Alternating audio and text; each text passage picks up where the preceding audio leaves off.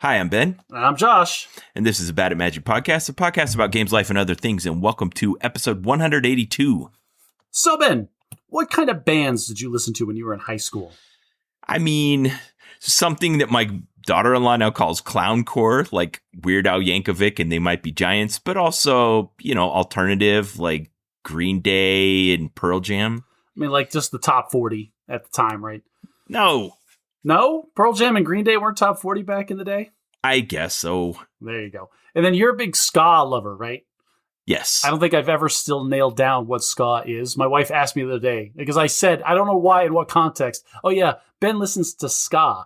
And she goes, what's ska? And I thought for a second, I think, he's told me before, but what I'm coming up with is pop with horns. That's what's coming to my brain. It's also got backbeat guitar rhythms and checkerboard logos.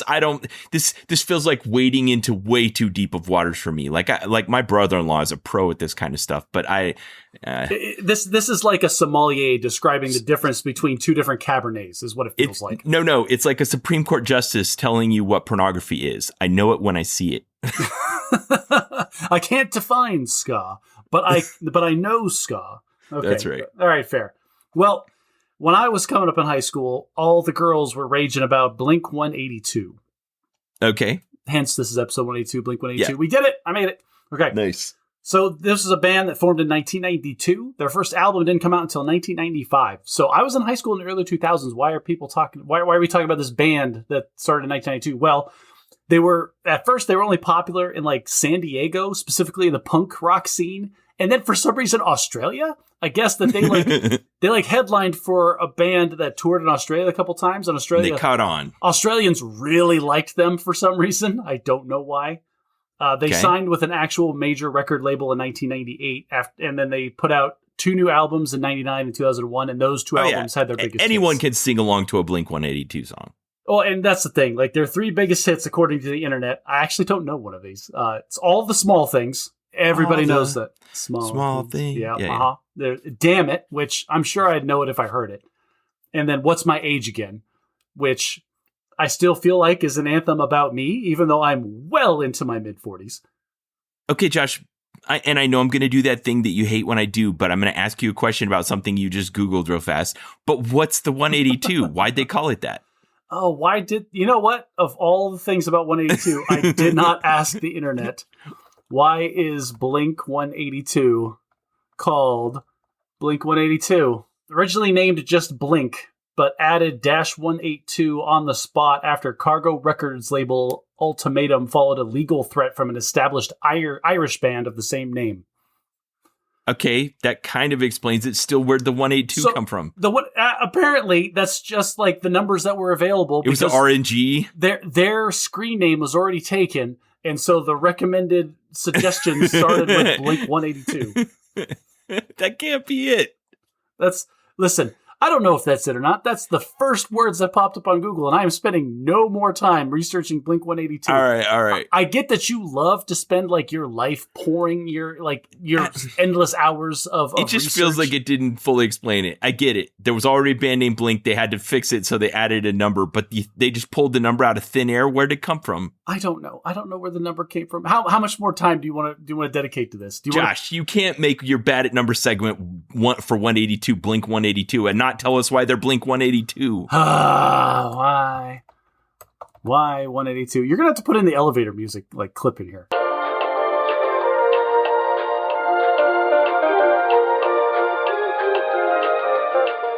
Okay. Members have admitted the numbers were chosen at random under pressure. Okay, that's what I'm talking about. Over the years, the band invented satirical explanations for the interviewers, such as the number of times the word F-U-C-K is said in the movie Scarface. 182 times. An ideal body weight, or a military ship reference. So apparently they did the thing that all middle-aged dads do, and then just kept coming up with new stupid stories. Whatever convenient explanation of the moment. Yeah, okay. I'm actually glad that we went down that rabbit hole for a second. Good. All right, Josh, last time we talked about artificial intelligence that did something uncharacteristic for us in the Bad at Magic podcast, and we're a little bit optimistic about what people are calling the AI bubble, because the pundit in the blogosphere and cyberspace and the cable news networks just want to say, just call it a bubble and say it'll do what every other bubble has done and pop. But if you were to say that were the case, what happened to the rail transportation bubble or the internet bubble? They pop, but it doesn't mean that technology goes away or doesn't change the world. So you and I were making the point that, yes, the AI bubble is here. It's the next big bubble. It might pop, but it's going to leave behind infrastructure and innovation, and it's going to improve things. And we remain. And on the social media, we were called out, like, specifically, like, you guys are being super optimistic about, like, this thing. And, like, let's set the record straight for a second, okay? This is not, and I posted this on our Reddit. Like, this is not something I'm optimistic about. This is something that I have resigned myself to as an inevitability. Like, this is not going away. And we can shake our fist at the sky as much as we want. That's not going to stop. Because so many billions of dollars of momentum have already been put into this thing, we're not stopping this train. Picketing your local data center is not going to stop AI. And it's unfortunate. And there's an entire discussion to be had about where these are going and the local communities and how it's going to impact them and all of those things. And like, I gave the story about a small town in California is no longer going to get power next year because the place is going to sell their power someplace else. And Ben, I'm going to throw my hands up in a shrug because I've been on record on this podcast forever saying that these public utilities shouldn't be for-profit entities in the first place. This is a failure of the surrounding systems, not necessarily of this specific thing. This is just a symptom of the larger disease. And I can't even imagine what kind of abuses would be happening. Okay, go on. Yeah, this is the biggest thing I wanted to point out. Listeners, we tried to be optimistic because it's better to listen to us like conjecture about the silver lining and the good things rather than two old guys shouting at clouds all day. That's boring. We moved past the anger part. Like, okay, well, if we just as a baseline assumption start with this is a thing that we can't stop, what are the good parts of it? Yeah. Now, there is something that we admittedly were ignorant on that I went and did some research on because I wanted to know. And that is, what is the deal with water and data centers? Did you go look this up as well? I did, and I looked at the cooling towers, and I learned a little bit about how large-scale evaporative cooling works. Same, but I want to analyze this in the way that we do on the Bad at Magic podcast. And that is, yes, you and I both know on like a micro level how heat management happens in computing. Like you have electricity going into a processor, which is generating heat, and you have to move that heat away. However, on a large scale, the heat management is a really big problem, and you can either solve that problem with electricity or you can solve that problem with water, in that if you create an evaporative cooling tower, you are actually consuming water, as in creating water vapor that leaves the air and dissipates the heat. And unfortunately, the cost of water is a lot less than the cost of electricity, to the tune of about 50% less. So the styles of evaporative coolers I saw was essentially a big cylindrical or spherical shape that the hot water would come into the top and get sprayed out in a very misty spray at the top. And the idea is as these fine particles of water move through the air absorbs the heat and the water condenses at the bottom and they recycle that water. But like you said, if it's hot enough, some of that water is inevitably going to convert to vapor and then leave the system as air is traveling through it. They spray the water down, but the vapor is going to go up. So it's not a 1-to-1 ratio. It's not like, it took a gallon to cool this and I lost the whole gallon. It's right. Like it took a gallon to cool this and I lost, some 1 or 2% of it. But this isn't like we're spending water because we couldn't think of something better to do. It's we're spending water because it costs less than the equivalent amount of electricity to do this solely with air cooling. It is, it's 100% an economic trade-off. Now, the rabbit hole I went down probably was a different rabbit hole than you went down because I live in Arizona and we are part of the Colorado River Basin. And if you look at the news, people are talking about like we're in a super drought that's lasted multiple decades now. Lake Mead is almost gone. There's like 8 or 9 states that all get fed water from this one source. And everybody knows that it's been a problem forever. And there was years ago, they came together and created this council, all the states, and this is the action plan that we're going to implement. And then they have not implemented it. And it's at a stalemate and no state is agreeing to do the things that they said that they were agreeing to do. all that's aside. Like, there's all these political maneuverings that are happening for this water. But what really drove me nuts is one of these things that I realize more and more companies do to us. And I'm totally hijacking the water conversation, by the way. No. I like it because yeah. Okay. So companies do that thing where it's like, hey, consumers, we need to conserve water. And so here's what we're going to do. We're going to have ordinances where, like, if you have an even numbered house, you get to water your grass on even numbered days and vice versa. Is this Al Gore in the private jet telling us that we need to use less gas? That's where it came down to, because I'm reading all of these things. Like, yeah, all the consumers are being told, hey, consume water. And then I look, Ben, and of all the water consumption for the entire Colorado River Basin, 83% of it is for agriculture. Yeah. And of the 83%, like, all right, it's 83% for agriculture, but of, like, 25% of it is just for stuff that feeds cows. Right. 25, like, yeah. It's all of the residential. Josh, I don't know how, but we both ended up down the same rabbit hole. Okay. Most of the water consumption is for alfalfa. And to say that isn't being consumed by cities isn't right, because all the people eating beef are the reason that we're growing all that alfalfa to feed cows. But we don't even own the alfalfa. In Arizona, most of the alfalfa is owned by Saudi interests that are growing the alfalfa. We're shipping here. it overseas. They want to grow the alfalfa because they don't have here. enough water, so they're not allowed to grow it. So they bought all of our water so they can grow the alfalfa to grow the beef that they eat. Like, this is why I think the long-term answer is that we find a way to create abundant enough energy that we can desalinate the ocean, pump it up, and fill Lake Mead. And so before, like, you can hear my voice. You can hear my heart rate increasing with my tone of voice, right? This is like back in the 90s when they said only you can prevent forest fires or pollution or whatever, when it's these massive corporations that are doing more in a day than I could do in my entire lifetime to harm the environment. Right. It's a quiet dystopia. Like, we are already living in this post-apocalyptic, like, hellscape. And it's just these corporations are disguising it over, like, good PR management. Okay, Josh, but are you willing to stop eating beef over it? Ben asked, damn it, I wanted to immediately ask me the last time I had beef, but, like, I eat beef at restaurants quite frequently. But all right, so as a rule, my family, we do not purchase beef, like, for our house from the grocery store. Like, we're a ground turkey family. We will probably have steak every once a quarter, probably, is how often I get to sneak that into the menu. All right, Josh, I absolve you of your guilt. Oh, that's not guilt. It's not guilt. It's just I'm mad that I can't home run your stupid argument because I have to add nuance to my own response. You're smart enough to acknowledge that there is an element of hypocrisy if you want to rant about these kinds of things, but also take part in them.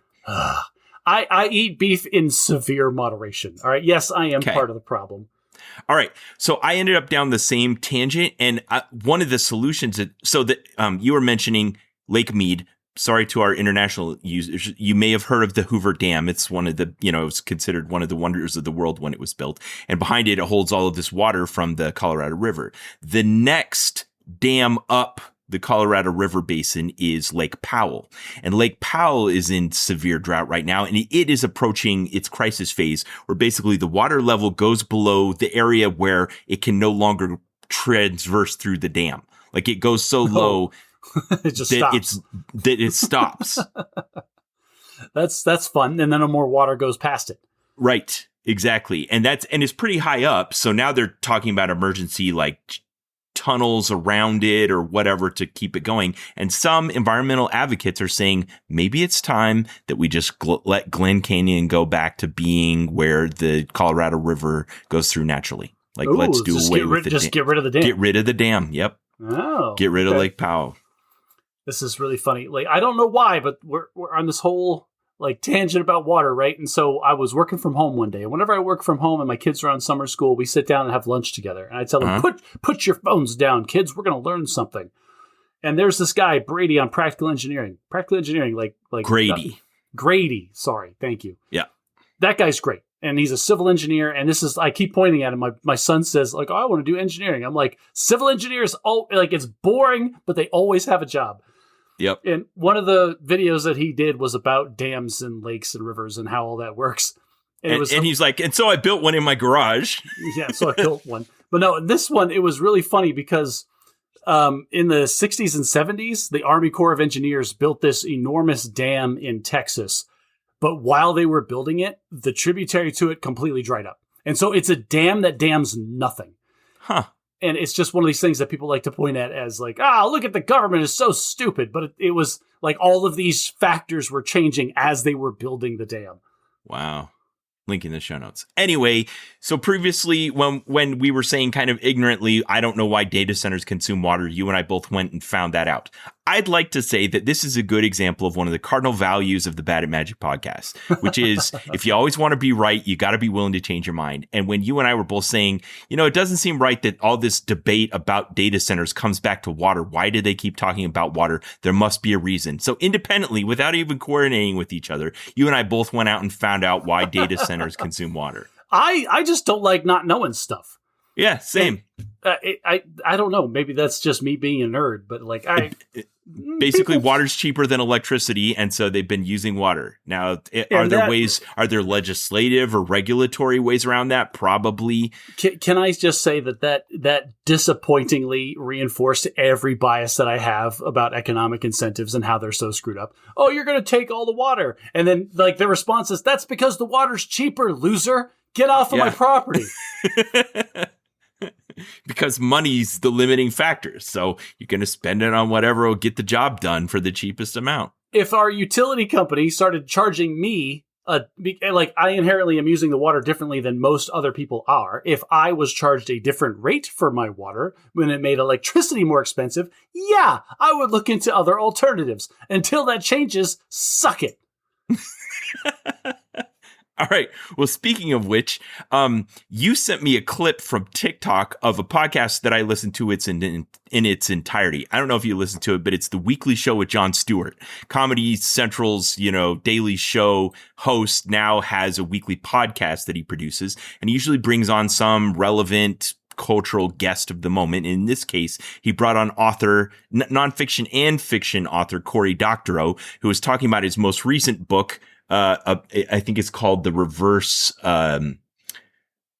Centaur, something like that. But I love that you tried to pull that from memory. Dude, just look it up. Well, it's funny because the reverse centaur is the idea of a person with a human body and a horse head. It's okay. Yeah, his other book is, I don't know, can I say this? It's go ahead. I'll bleep it. It's called Enshittification. Yes, and it's examining the entire idea of about how the incentives that exist in our society and our economy, in global economy, create a system where something new will come out and be good, and then it just gets worse and worse and worse until it's really crappy. So they were specifically talking about, I think in the clip you sent me, they were talking about Uber, which was, hey, taxi cabs have existed forever. Basically, the idea of transportation as a service. Like, I need to go somewhere. There are some cars out there. Hopefully they're enough that within 30 minutes, one of them can come get me and take me where I need to go. And I can be safe getting there and pay a reasonable amount that's less than owning a car. Or owning a car in another city that I don't live in and bringing my car there. So yes, that's fine. Well, then the internet basically put a computer in everyone's pocket that knew your location all the time. And they're like, hey, we could probably do this better than we've been doing it, where we now have independent contractors providing the vehicles instead of us owning in the fleet of vehicles and paying all the drivers and all of the costs that are associated with that. And that's like, you're mentioning these things really quickly, but there's key differences to the structure, and that technology enables Uber to start as this wonderful thing and then turn into Doofenshmirtz Evil Incorporated. Right, where they're like screwing the drivers, they're screwing the passengers. It's not as safe as a cab. It's not. I told you before we started recording, this is something that as I heard him talking about it, like, I am a smart enough person to put all these pieces together, but personally, this is a failing of mine. I can have 2 and 2 in my head and never add them together to get 4. And this is just this conversation. The clip I sent you was only like 3 minutes long, and it put together all of these pieces like, oh, yeah, this is just taking technology and being evil. Because the idea is that at first it was a loss leader where they deliberately were providing the services. They were paying their drivers a premium, so then people would start to drive for them. And they were charging their riders a discount so people would ride with them. Right. So they were operating at a steep loss. Over a long enough period of time that they drove all other major competitors out of the market. Like multiple taxi and public like companies that did transportation as a service like fell out in disuse and bankrupt or whatever because Uber was eating their lunch. But then they get to apply all the compute to this problem, and then they started twisting the dials a little bit. And This is what blew my mind. I never thought of it from this perspective. The same way that the YouTube algorithm is experimenting on you to feed you videos that will keep you on their platform for longer.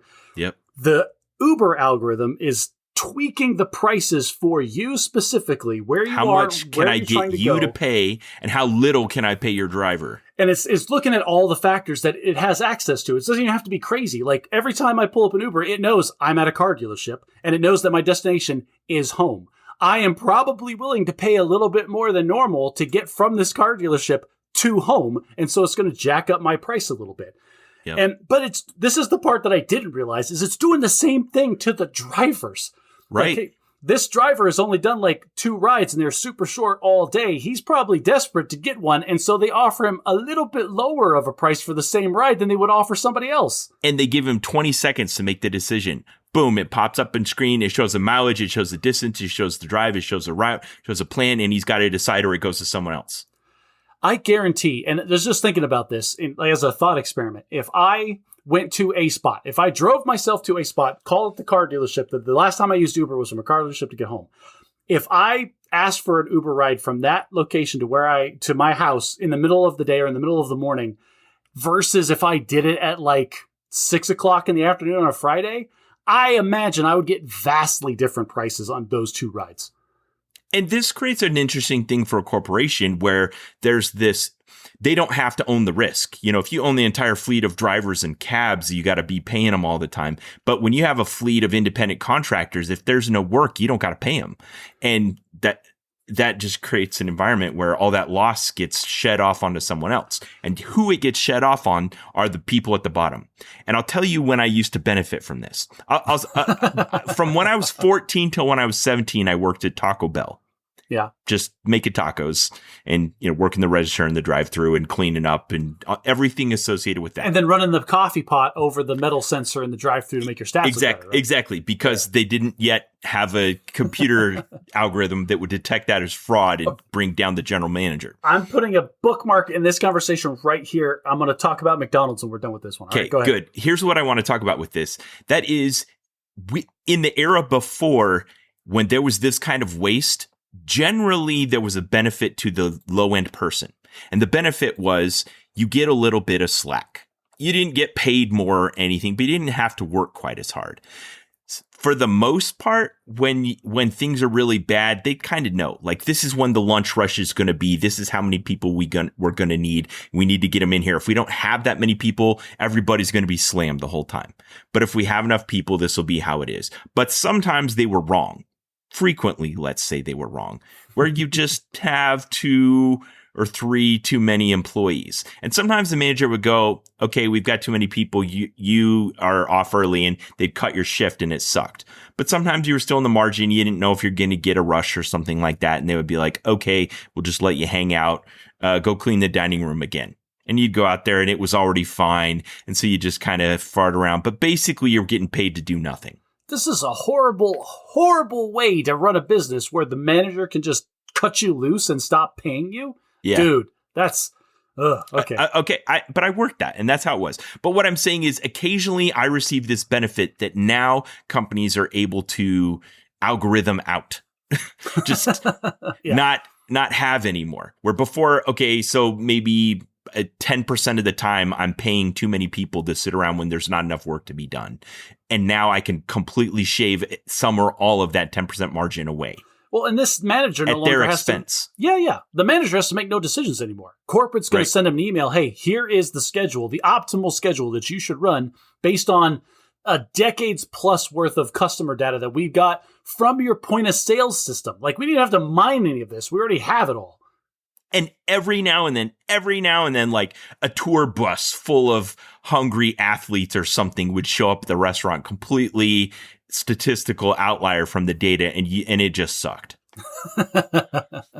Yeah, there's always, all right, that's got to be a phrase. There's always going to be that tour bus of grannies on their way to Las Vegas. Right. Okay, so what was your pin?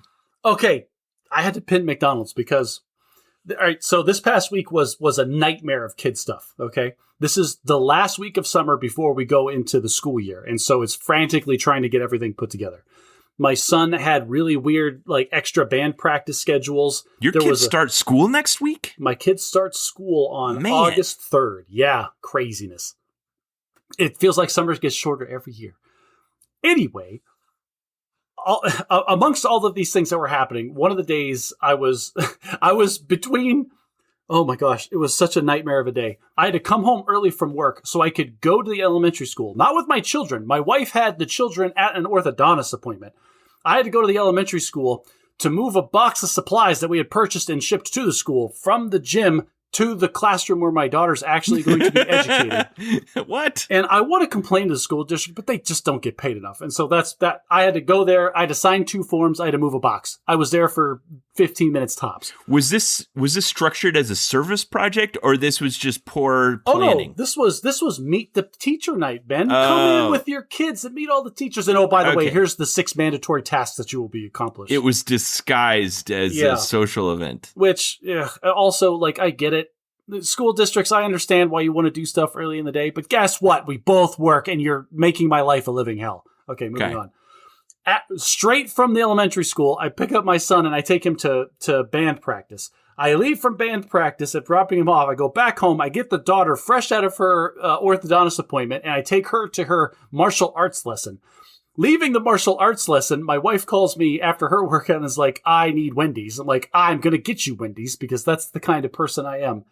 And so I get my daughter and my wife Wendy's, and my daughter goes, you're not going to get it? I'm like, I got to pick up your brother in 3 hours. No, I'm not going to get any food right now if I'm going to be out again, because I'm just going to have to get him food anyway, so I'm going to eat with him, and I was going to run in the meantime, like all these things. So then later, 8 p.m., I pick up my son. All right, they say that practice is dismissed at 8 p.m., but they've got to help tear it down. They say this out loud. We're done with practice at 8, but they've got to stick around and tear everything down. And so they're going to be here until like 8:20. But you parents, you need to be here at 8 p.m. because we can't go home until your kids leave. So don't you dare show up at 8:20 when they're actually released. Okay, you I like show this. up at 8 o'clock. Yeah, they're offloading their potential variants onto you. Yeah, which is fine. I've got nothing better to do on a school night than sit in my car for 20 minutes. I'm supporting the band. That's what he wants to do. I thought you were president of the Booster Club. Oh, shut up, Ben. That's good. Like okay, I have a recurring nightmare. I'm going to end up on that board before the end of my son's high school career. You're the treasurer, I know. If my daughter ends up joining the band, there's no way I'm going to be able to get out of it. Okay. Anyway, my son then goes, I pick him up at 8 p.m., 8:20 p.m., and he goes, I'm starving. Can we please have McDonald's? I said, you know what? Yes, we can. And I know better, so I tried to pull up the McDonald's app on my phone, and I would launch it, and it would show the logo and sit there for 30 seconds, and then pop up, hey, this app isn't responding. Like, well, screw that. Tried it twice.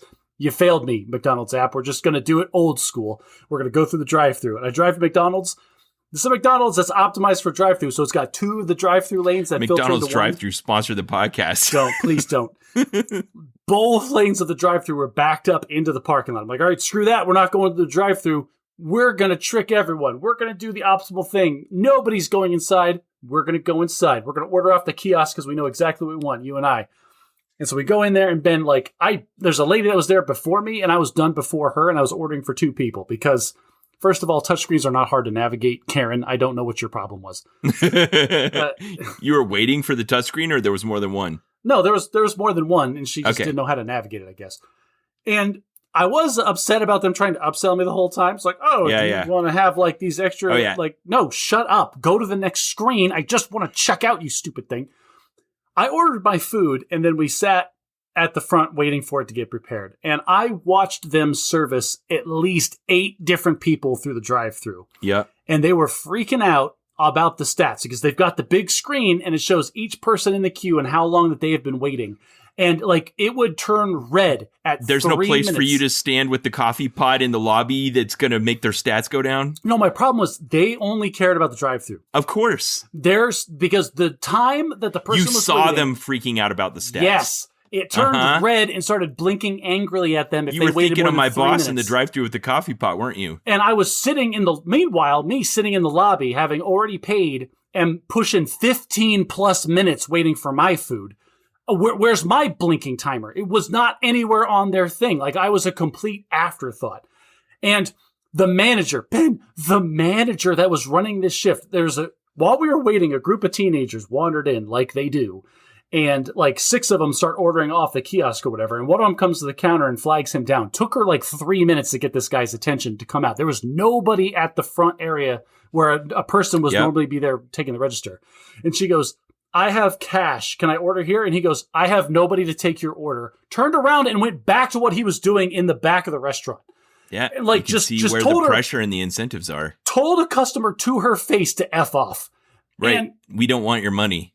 So I just need to stop going to this McDonald's. Every time I talk about McDonald's, I'm talking about one specific location that is completely optimized for drive-through and nothing else. And I guess that's that. Apparently not the app either, which is weird because there are some incentives there. So I've used the app at this location a couple of times and really liked the experience because I only waited a couple of minutes and they brought it out to me. But this time it wouldn't launch on my phone. So the app is broken on my phone for some reason. Don't. I checked something off of my bingo card this year that I wasn't expecting to check off, but I put it on there every year. I think it was on there last year and I didn't check it off. This year, what it was is to enter a competitive disc golf event.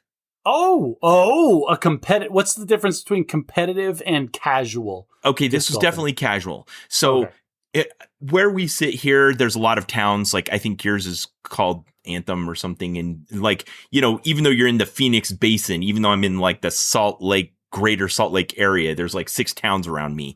And they all have a summer party. So there's Strawberry Days in American Fork and the Cedar Hills town and the American Fork Steel Days. And this was the Highland Fling, and they were having a disc golf course associated with it. They also had a quilting competition. You can see my wife's quilt there, but that's a hell of a quilt. Yeah, she won first place ribbon in the quilting competition. So well, I was like, she did. It's amazing. I'm gonna get. She says, hey, in this flyer, it also says there's a disc golf tournament, but it's doubles. You should join it with your father.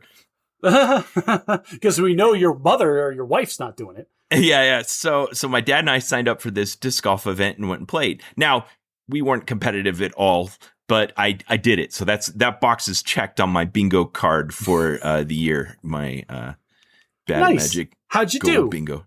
I don't know. +7. Well, in regards to the other people in the tournament, Ben, second to last place. They haven't even sent out the email yet, but I joined the over 40 beginners bracket. So I don't actually know of the other over 40 beginners. How many people were at this thing?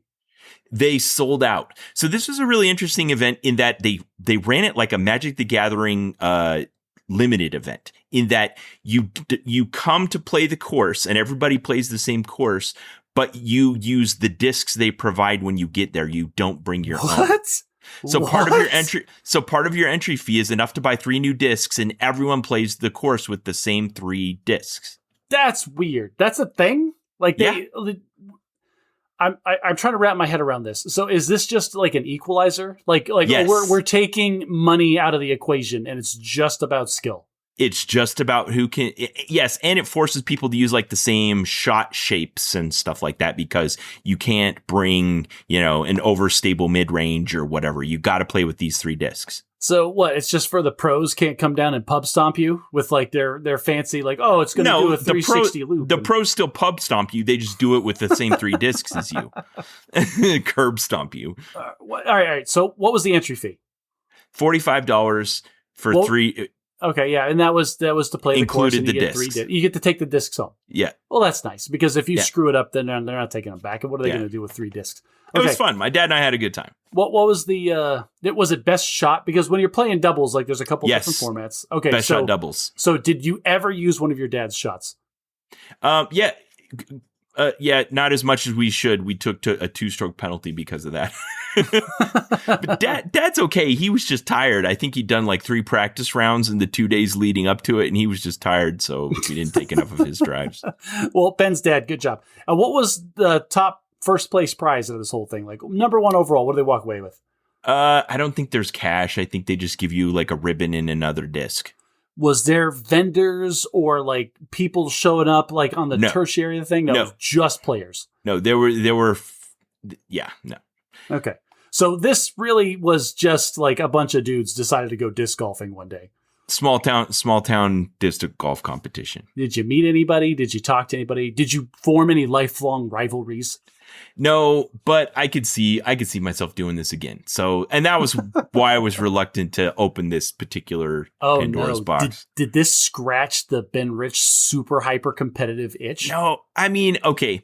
So one of the competitions they did was like, all right, for the first 6 holes, you must use only this disc. For the next 6 holes, you must use only this disc. And for the last 6 holes, you must use only this disc. And there were guys that were getting minus 12 out of 18 holes. I got +7 with best shot doubles with my dad using the disc of my choice. So there's a huge skill gap between the best guys, even in my local area, and where I'm at. Oh, this is okay. So let me hypothesize for a second. This is what happened: is you were getting complacent with your hobby, and then you went to something that showed you the actual, like, it defined the unknown skill gap between you and somebody that takes it seriously. And now you're just like, oh baby, reinvigorated. I've got so much ground to make up. I don't know. I need to get like lessons or something at this point, because I've kind of plateaued at what I can do on my own. If you get disc golf lessons, I will fly to Utah to slap you in the face, Ben. Like, what? Do not pay for your hobby. Do not pay for somebody to coach you at your hobby. All right, Josh. Well, if you're giving me a hard time about min-maxing my life, I want to know about the fact that you guys decided that you had to have like a vacation orgy the last weekend before school started. So what's going on down there? What are you talking about? What? You couldn't even record on a usual day because you were so busy doing stuff, trying to cram in all your last minute activities with the family before school started. That happens all the time. Okay. And we had plans. We made plans for one Saturday. This is not a vacation orgy that we're doing before school starts. Okay. So here's how it all actually went down. My wife, who peruses all of the different notifications that you get for the different arts venues in our area, because we're patrons of the arts. We have sponsored like semi-professional musicians before. Like our name was listed in a sponsorship of a Do you have a brick on the walkway outside the orchestra? We don't. We talk about it every time though. It's like, oh, if you want to put your name on this thing, it's like, you know what? Get our name immortalized in a building that no one's going to care about. I mean, no, we're not there yet. Okay. But so there's this theater down in Gilbert, the Hale Theater. This is a 1-hour drive from my house, freeway the entire way. I cannot emphasize this enough. I never leave the city of Phoenix. 60 miles away. It's probably about 60 miles away, but you never leave the metropolitan area, right? Right. And they were doing The Little Mermaid. Disney's The Little Mermaid. And we have been to this theater before. It's this really pictures in the show notes. It's a really small theater with seating 360 degrees around, and the actors will consistently come up into the stands or parts of the stands to perform or whatever. Unbeknownst to us, when we got our tickets, we found this little spot like, oh, this row on this side of the aisle only has 4 seats. That's perfect. Nobody has to sit next to a stranger, which is the worst part about going anywhere. So we bought those 4 seats. Unwittingly, we didn't realize that it only ended after 4 seats because they had built part of the stage there in the stands. And so that's the rocks where Ariel was like the whole time. So my son was 3 feet from the lead actress and was incredibly uncomfortable about it the entire time. which was really funny. Anyway, so we're gonna go see the Does Little he have Mermaid. a thing for redheads? I don't know what his things are yet. He's just starting high school. Okay. We're not going there. So anyway, we're going down. We're going to drive an hour away. Okay. We're going to see a play in this town an hour away. What else is there? Like, are we just going to drive there, watch a 2-hour play, and then drive an hour back? No. I got it. Let's do some stuff. So we had originally planned on doing an escape room because we were looking for fun things to do. And, there's an escape room like down the street from there. That sounds fantastic. Let's do that. And then they called us like 20 I love this. They called us 20 minutes before we were going to leave. It's like, hey, just let you know, our air conditioner has failed. It's currently 93 degrees in the escape room. You can still do it if you want, but would you rather reschedule? And I laughed in their face. Air like, conditioning is not optional in Phoenix. We will reschedule. In July. Thank you. Yeah. So we still went down early. We went to our fallback plan, which was, don't make fun of me. We made candles instead. You did. You ended up doing it. We ended up, we went down early. How did that go over with the troops? I think we were all hoping to spend more time playing with wax, but this was a place that was more about the scent. Like it was more of a fragrance. Yes, they had a whole wall of fragrances, and we picked our favorites. And then the person would the I don't know, the 20-something girl that was like, oh, these 3 fragrances would go great, or maybe these 3 if you want to go a different direction. Gave us different like options based on the ones we liked the most. And then it was like a mixology like activity. Okay. We got the straight I'd have been oils disappointed. Like, hey, I came to play a wax girly. Like, Yeah. what's all this fragrance stuff? I wanted to try to like sculpt a skull with a wick sticking out the top. What is this? Why am I playing with mahogany and teak wood? Not only, but here's the other part of that is she goes, okay, and then they got to take a couple hours to set so you can pick them up like just before our play was going to start. So we had plenty of time, but I'm like, question, we're going to see a play. What's the melting point of these candles? Because if I leave them in my car, I'm afraid of coming back to a puddle. And she's like, yeah, that's not a good idea. But then we realized, you know what? They're going to hold on to them for up to 3 months for us before they sell them off the shelves. And we have a rescheduled credit for an escape room that's half a mile from the place. So at some point, we're going to have to go back down there. And of course, you left them.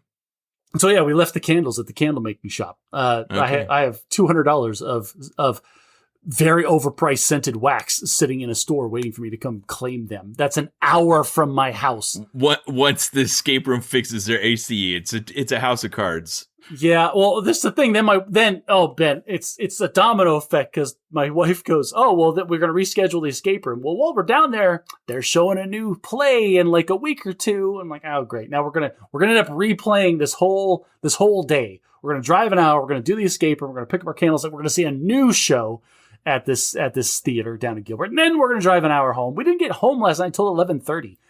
Ugh, it was. All right. It was definitely not time for recording the podcast. Okay, I sent you, I guess a TikTok. I don't know what it was. It was a short on YouTube. And I was delighted that I got to be the first one to send this to you. There was a guy who went to Comic-Con tall, muscular, lean guy in like a full-on Comic-Con style, like spin-off cosplay. And this was a Deadpool costume that was denim. Not just a little bit denim, but like head to toe blue denim in like 4 different shades. It was Denim Pool. Really, really good Deadpool cosplay. And he had a little Canada flag emblem on his chest. And he walked around all day at Comic-Con taking photos with fans in this excellent, excellent cosplay costume of Deadpool. And you sent me this. I'm like, why? What? Ben doesn't like Comic-Con. What am I watching?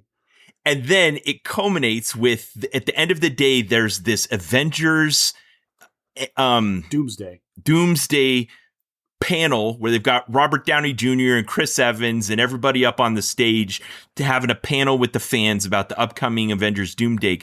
And then in the crowd, they do a Q&A, and the guy in the denim Deadpool costume stands up and goes up to the microphone and starts talking into the microphone. And it's immediately apparent that it's been Ryan Reynolds in the Deadpool costume all day.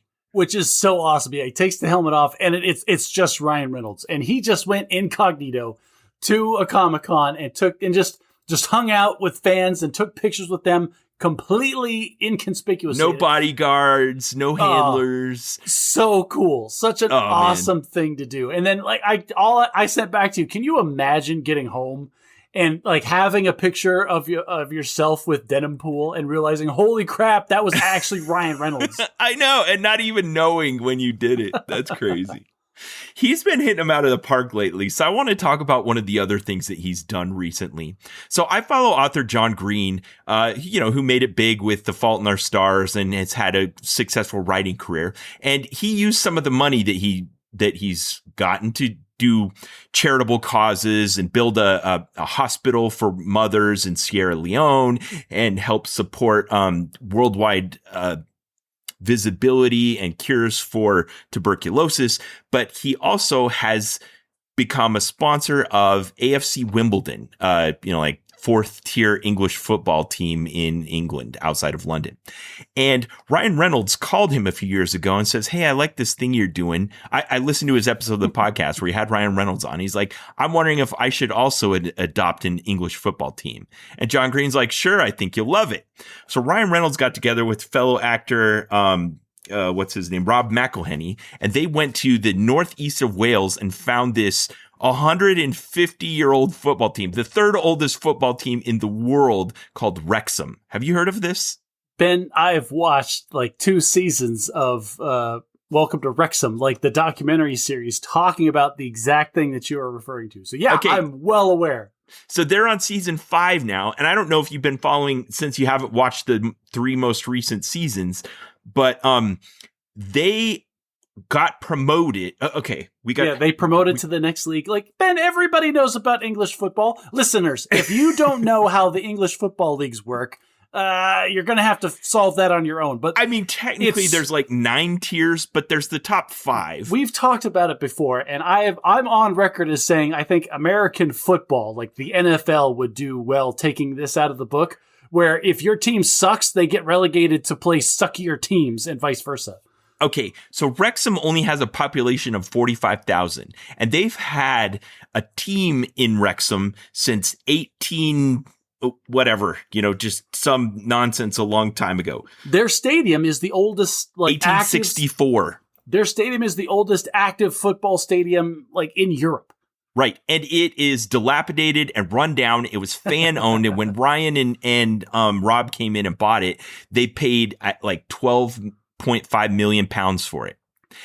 In the 6 intervening years since then, they've promoted 3 times to the penultimate tier of English football, almost made the Premier League, and the team is now worth £350 million, a 28x improvement on their investment in 6 years. Talk about, oh man, Ryan Reynolds just can't seem to do any wrong right now. Well, if you haven't watched the show, they really care. Like the whole show it's probably it's 10% about the football. He went team all in. And 90% about the town. And they go there. Rob and Ryan go to the town consistently and talk to fans and talk to people. Like, they really care about this. This is not some foreign millionaire, just dumping money into something as an investment. They really love it. It breaks the mold of the usual way this goes, of some foreign millionaire who doesn't care about the town swooping in and buying it when it's, reached a point where it's not worth anything and trying to turn a little bit of a profit. This is the opposite of inshitification. This is using the synergy of the history and the passion and a little bit of investment to take something that was a diamond in the rough and turning it into something great. This town, if you I couldn't, so it's only 45,000 people, but if you compare that to the ratio of the size of the UK, which is about 70 million people, it's similar in size to Richmond, Virginia, or Des Moines, Iowa. So the Des Moines Barnstormers in the Arena Football League kind of thing.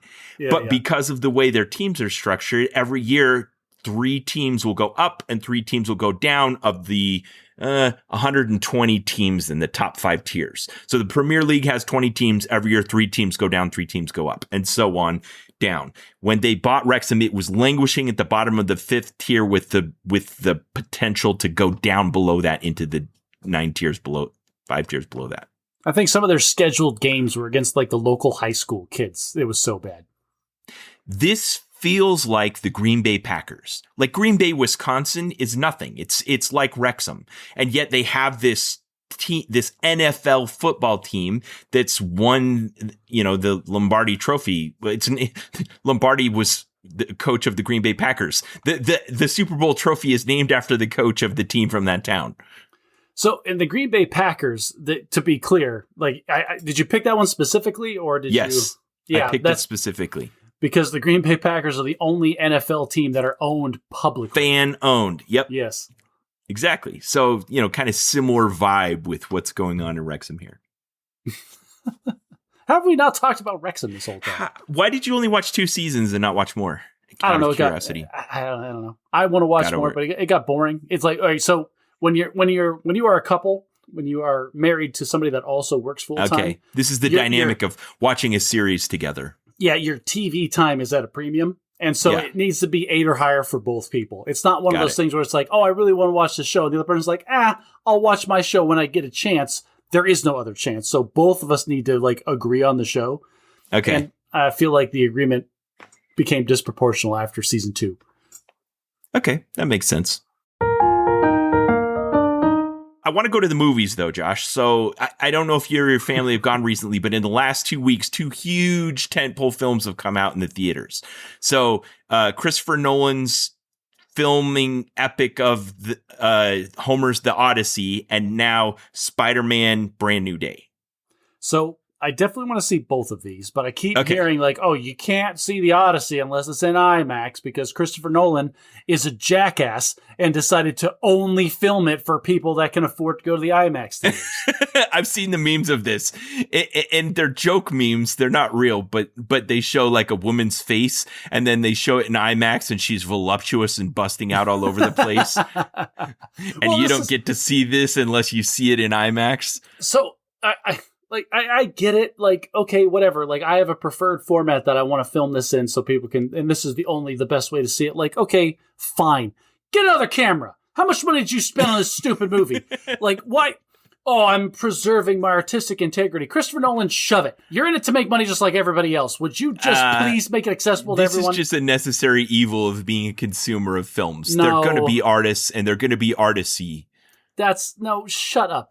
Shut up with your artist. No, the producers, the money backing this thing should have shoved it down his throat. Thou shalt film in 16:9 because that's what everybody's going to watch it in. Yeah. Okay. IMAX debate aside, it's interesting that there hasn't really been a good filming of a story this ubiquitous and this old. There's not been a filming. I feel like The Odyssey has been filmed several times. Kinda. A little bit, but not really like this. So before that was the Iliad, which is the story of Troy and the Trojan horse and all that. And that was filmed recently, with Brad Pitt and a bunch of other no-name people that nobody cares about. There was Eric Bana, who was one of the guys who played the Hulk. It was a set piece. It wasn't quite like this. I own Troy on DVD. You don't have to sell it to me. Anyway, it was fine. And I was expecting kind of like that. You got Matt Damon and Tom Holland and Zendaya and all these actors that are just the it actors of the moment right now in this prestige historic epic. Which is something, again, that artisty people want to artist every once in a while. Every 15, 20 years, it's I am a big name and I have a bunch of clout and I'm going to spend all of it filming something that nobody wants to see to the nines. This is exactly how The Lord of the Rings got filmed. Yes. And the sweet spot where you're hoping to hit is The Lord of the Rings. That it isn't just something that you want to do because you finally establish enough clout and cachet in Hollywood that you can get the good actors and a big budget and make the thing that you want to make, but it will also be good and people want to see it. I mean, yeah. Do they care? Do the artists care if their art is consumed? I think so. Depends on the artist. Isn't that how you feel about art? You don't want to make art that's going to just offend people and turn people off. You want to create art that will motivate people and get them talking. Ben, I am not an artiste, okay? I can point, there are artists in the world that could care less what you think about their art. Well, okay, so this is based on an epic Greek poem by Homer that tells the story of a man who left home on a war between two city-states, Ithaca and Troy. And you know the story of the Trojan horse. But what Chris Nolan does that I wasn't expecting is that he examines this myth that's permeated our society to the point where this story points of this myth are in our vocabulary and our everyday language to the point where we don't even realize we're referencing Homer's The Odyssey or the Iliad when we talk about them. When we talk about a Trojan horse, when we talk about sirens, when we talk about a cyclops, when we talk about giants. I want to point out the example of this that I saw in social media was somebody asking the question, did an Odyssey mean like an epic journey before Homer wrote this thing? Or did he write a story that's like, oh, I'm writing a story. It's called The Epic Journey. And the main character is Jonathan. I know what I said to my sister after we got out of the movie is like, all right, so you guys are going to go out and get in your minivan that was named after this story about a guy who was the only living person that returned from his journey. Which also kind of screwed up, right? It's this loyal crew and he's fighting to try to get home the whole time. Screw the crew. It only matters that I got back. Yes. And okay, so these I don't even know why the people of Ithaca were warring against the people of Troy, but after they stole Helen of Troy. Oh, Ben, you're not even paying attention to the original context. Oh yeah, Helen, I forgot. Okay, so they're there and they're fighting. But there was some emotional depth to this I wasn't expecting because I've gotten used to all of these story plot points that feel loosely connected. You know, there's the whirlpool, there's the creatures on the cliffs, there's the cyclops, there's the giants, there's the Trojan horse, all of that. But it didn't feel like it had a consistent moral or ethic throughout it. And that was the part that Nolan was really in on that got me. I wasn't expecting it. Okay, good. I'm glad that he was able to weave those together in a coherent storyline because when I had to read the original story in high school, it really felt like The Hobbit. It really felt like Homer was just pulling crap out of his butt and just had the same character. It's like, oh, there's a guy on a journey and a bunch of stuff happened. Let's talk about one of the things that happened. It was a spaghetti Western that this traveling storyteller was stringing together. And that's what I was expecting. But what it turned into is, what does it mean to go home again? What kind of changes happen in a bunch of soldiers' lives after 10 years of war? What happens when two city-states in a society are warring against each other to the stability of the whole society? That's interesting. Okay. Yeah. So recommended. Not as much fun as Spider-Man Brand New Day. Before The Odyssey, I haven't seen it yet. I want to see it. And one of the reasons I want to see it is the dedication to practical effects. I'm a huge fan of practical effects over CGI because we're not quite there yet. And my wife showed me this little behind-the-scenes clip where they were fighting the giants. Uh-huh. It's like, that's CGI people, right? They're enormous. No. We just got actors that are super short and then actors that are super tall. we got a 4-foot woman that looks like Matt Damon. And we had her fight a 7-foot tall guy. Dude, I'm all in. That's fantastic. That sounds great.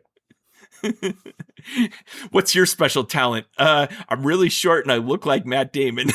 I'm short and I'm jacked. If you can't find work for me, then that's your fault. All right. Spider-Man Brand New Day. I'm going to give a spoiler-free review here since you haven't seen it yet. And it's, it came out this last weekend. So, my Spider-Man will always be Tobey Maguire for sentimental and reasons of my generation.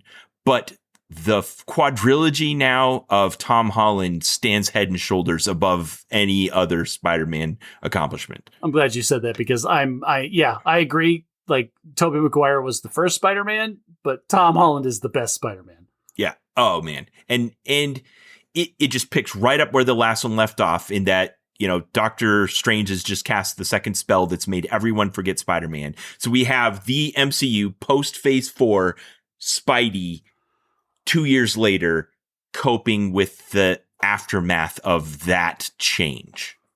And he's a teenager.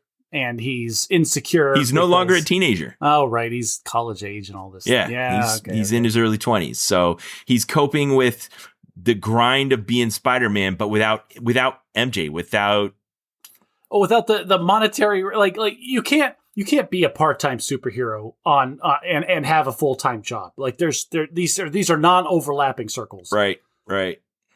I've not seen the movie. Like, you're giving us spoiler free, but like, I know, like, that's a conflict, because like, if you want to dedicate yourself to helping the world, the current state of economics does not allow that to happen. They introduced a new character I don't remember from the comics that I really like, which is someone on the police force who's sympathetic to him, kind of like Commissioner Gordon and Batman relationship, where they recognize that he's a vigilante, but they appreciate his special skills and contribution and don't feel the need to try to treat that like it's extra legal.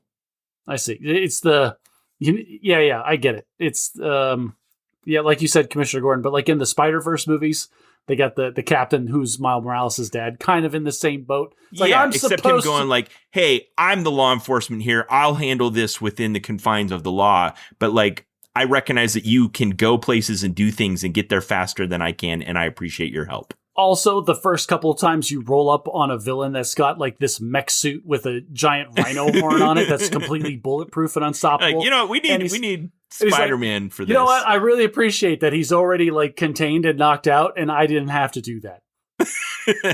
Now I can deal with it. Yeah, I never was on board with the J. Jonah Jameson kind of ethic of like, because he's not accountable, he's wrong. I don't know if that was the ethic. I don't know if that was J. Jonah Jameson's like internal. I don't read enough of the comics. He's a menace. Well, I don't know if that was just sensationalism to sell more like of his product. Huh. I don't know if he's a capitalist or if he actually is the hardcore psychopath that he's portrayed as being. Okay, but in the Miles Morales universe, it's the same kind of thing where like both the girl's father and the boy's father that are on the police force are like superheroes aren't answerable to the law. They're criminals also. And I don't know. I always felt the pull of sympathizing with the hero as a hero. At the same time, this is all right. This is you and me. This is your chaotic good versus my lawful neutral over here. Yeah. It's because like you are willing to allow exceptions for people that are making the right choices. Well, I'm over here like, if you allow exceptions, then you're also allowing the bad exceptions. Yes. And that's what the lawful good people were saying in these instances. Like, we can't allow exceptions to who are the ones enforcing the law. What happens when the next time Spider-Man, like they roll into a crime scene with the rhino and the rhino is missing a head? It's like, oh, so yes, thank you for stopping the crime by committing a worse crime. Like, and they push at that boundary in this movie. That's all I'll say about that. Good. They push at that boundary to make you wonder if he's doing the right thing. That's good space to explore when you're talking about extrajudicial law enforcement. Yep. And you know, there's some new characters introduced that they've done well about not revealing in the trailers and in the public appearances and those kinds of things. And it's a compelling story. It's no secret that Punisher is a big character in this one. And it's the John Bernthal version, who is just chef's kiss best Punisher. I like these are the two people that you want to put together in this space, because what is it? Like, Peter Parker is like the chaotic good as best as he can be, and Punisher is just straight up lawful evil. Yep. Like, huge fan. Like, that's a great conflict of ideology. Chaotic good and lawful evil. You're so right. Yep. Anyway, highly recommended. Go see Spider-Man Brand New Day before you go see The Odyssey. I guess if you want to see The Odyssey, you can see that too. If you want to wait for that one to come out at home, I wouldn't blame you. Unless you're really into the IMAX thing. I really want to see Spider-Man in theaters. I will wait for Odyssey to come out at home. Okay. Let's do a Bad at Tech segment, Josh. What happened to badatmagic.live, the official website of the Bad at Magic podcast? Okay, so first of all, I don't think anybody even knows that this is a thing, right? Like, we have a website. We say we have a website. Who cares about the podcast website? The podcast comes to my phone whenever I need it. Because we have a website, they don't realize that that's the invisible part. You have to have a website to have an RSS feed. It's a backbone to pushing out the episodes, yeah, and we got to host them somewhere and blah, blah, blah, all the things. Okay, so something horrifyingly bad happened, and how do Go I ahead, even blame explain me. I'm not going to blame you. The cybersecurity person in this duo. There's a lot of details I'm going to gloss over. It came to my attention that there was a lot of problems with the host for other reasons. Like, what is going on? And when I log into the system to figure out what was happening, like for another thing, I have multiple things hosted on the same server. And then I thought it was the thing that I was hosting originally. No, it was Bad at Magic was breaking my other thing. Like, why is Bad at Magic the thing that's breaking my server every 15 seconds? Oh, turns out the website was hacked. They changed all the logins, added a bunch of malicious code, and God only knows how long that was going on for. And so I felt like I was fighting with hackers in real time as I was implementing fixes, and then they weren't like they would work for a couple hours and then it would start happening again. And so finally I'm like, you know what? You might have access to my website, but you don't have access to the file names. And so you change the file names for the things that they're using to log in the first place. Turns out they can't find them unless they know what the file name is. I just tipped my hand, and now they're just going to start like spamming all the different file names. Whatever. It doesn't matter. So anyway, the thing is what happened was, to fix the problem, I just had to nuke the whole thing. It's like, well, you can't hack my website if there is no website, and then just shoved it all down the garbage disposal. So we may have rectified the problem by the time this episode gets published, but as of the time of recording, our website is down. Our website is down, and I have a plan to fix all of this. It's going to take a ton of work, but theoretically, dear listener, this should be completely transparent to you. You should be fed episode 182. You should listen to it on the podcast player of your choice, as if it came to you the same way it always has. If you had to come searching for 182, I'm sorry, but we are not a professional podcast. I am not paid to do this, and there's only so many hours in the day that I'm willing to put forth into this thing. The back catalog. So the back catalog may not be available for a while. You'll see it populate over time. I'm thinking that's going to be how I implement the rest of this. It's going to happen in batches. But 182, all of season 7 should roll out just fine. Fingers the whole crossed. back catalog is on YouTube, if nothing else. Well, for now. So what's I going want to to talk about the cybersecurity aspect of this for a minute, because there's certain things that motivate bad guys. One is that they think I don't think this particular bad guy's motivation, because what they would do is they would come into our website, they would encrypt or damage or extract our content because they felt there was something inherently valuable, but there isn't. We don't have a database of customer names. We don't have credit card numbers. There's nothing inherently valuable because we give away all of our content for free. So that's not the motivation. Then there's the denying access to it could potentially disrupt our business model, and therefore we'd want to pay them to get it back. That's also not a motivation, nor did they seem to be showing any signs of doing that particular tactic. If I received ransom notes, I deleted them all as spam. So the only other thing I could think of that's a motivation the bad guys use sometimes, and in this instance it seems to be bots, is that we are a jumping off point for some other objective. That if they can digital real estate. Yeah. If they can compromise my server, then they've basically compromised my compute that I am paying for, and that's compute that they don't have to pay for. That's the only thing that makes any sense. Right, and it gives them breadth. Like if they want to do a bot-based attack or have a I can't think of it, a leap point where they can go and appear legitimate, like from a web server in the US or something like that, then they've compromised our server and they can use that as a jumping off point. This is another one of those moments where I have to reassess my residual self-image, is what they call the Matrix. Like a couple years ago at MagicCon, where your son was talking about different things in this limited format, and in that conversation, I realized I am not as good at this game as I thought or as I once was, and I need to stop thinking of myself as a competitive Magic player. Yeah. This is the thing that I'm going through the server stuff, and I'm like, I just need to get out of this business. I have no right trying to be the server admin for even this tiny little thing that I am doing, and I just need to shut this whole thing down. I think that's probably right. So we're going to transition to a service where we're offloading some of this to consuming website hosting as podcast hosting as a service, rather than trying to be the whole stack of security and server management. If I do my job right, this transition should be seamless and transparent. Right. Apologies in advance if it wasn't. This week was kind of weird for me, Josh. It was a culmination of a lot of irons I had in the fire. So let me lay them out for you. So one, I had a kid move out of the house. My 22-year-old daughter that's in college. We moved her into her apartment down closer to the university. She moved out of the house. That freed up a bedroom. My other son had moved out 2 months before. So now our whole basement is now bereft of live-in, adult children. So now we get to repurpose that part of the house. And there's a lot going on with that. Feels like you get to reclaim some prime living space from I no judgment. You do you. I've got hobby nonsense in living spaces of my house too. But you're not wrong. That's like the first thing that feels like gets relegated to the basement is all the what are we going to do with space? Is it going to be a guest bedroom? Is my magic collection going to live there? Is my wife's quilting habit going to go there? What is it going to become a gym? What's it going to be? If you decide to put a jacuzzi down there, I would recommend getting a lot of ventilation. That bromine can do terrible things to your living space. Okay. There was another car wreck. I don't want to talk a lot about that, but yeah. Is everybody okay?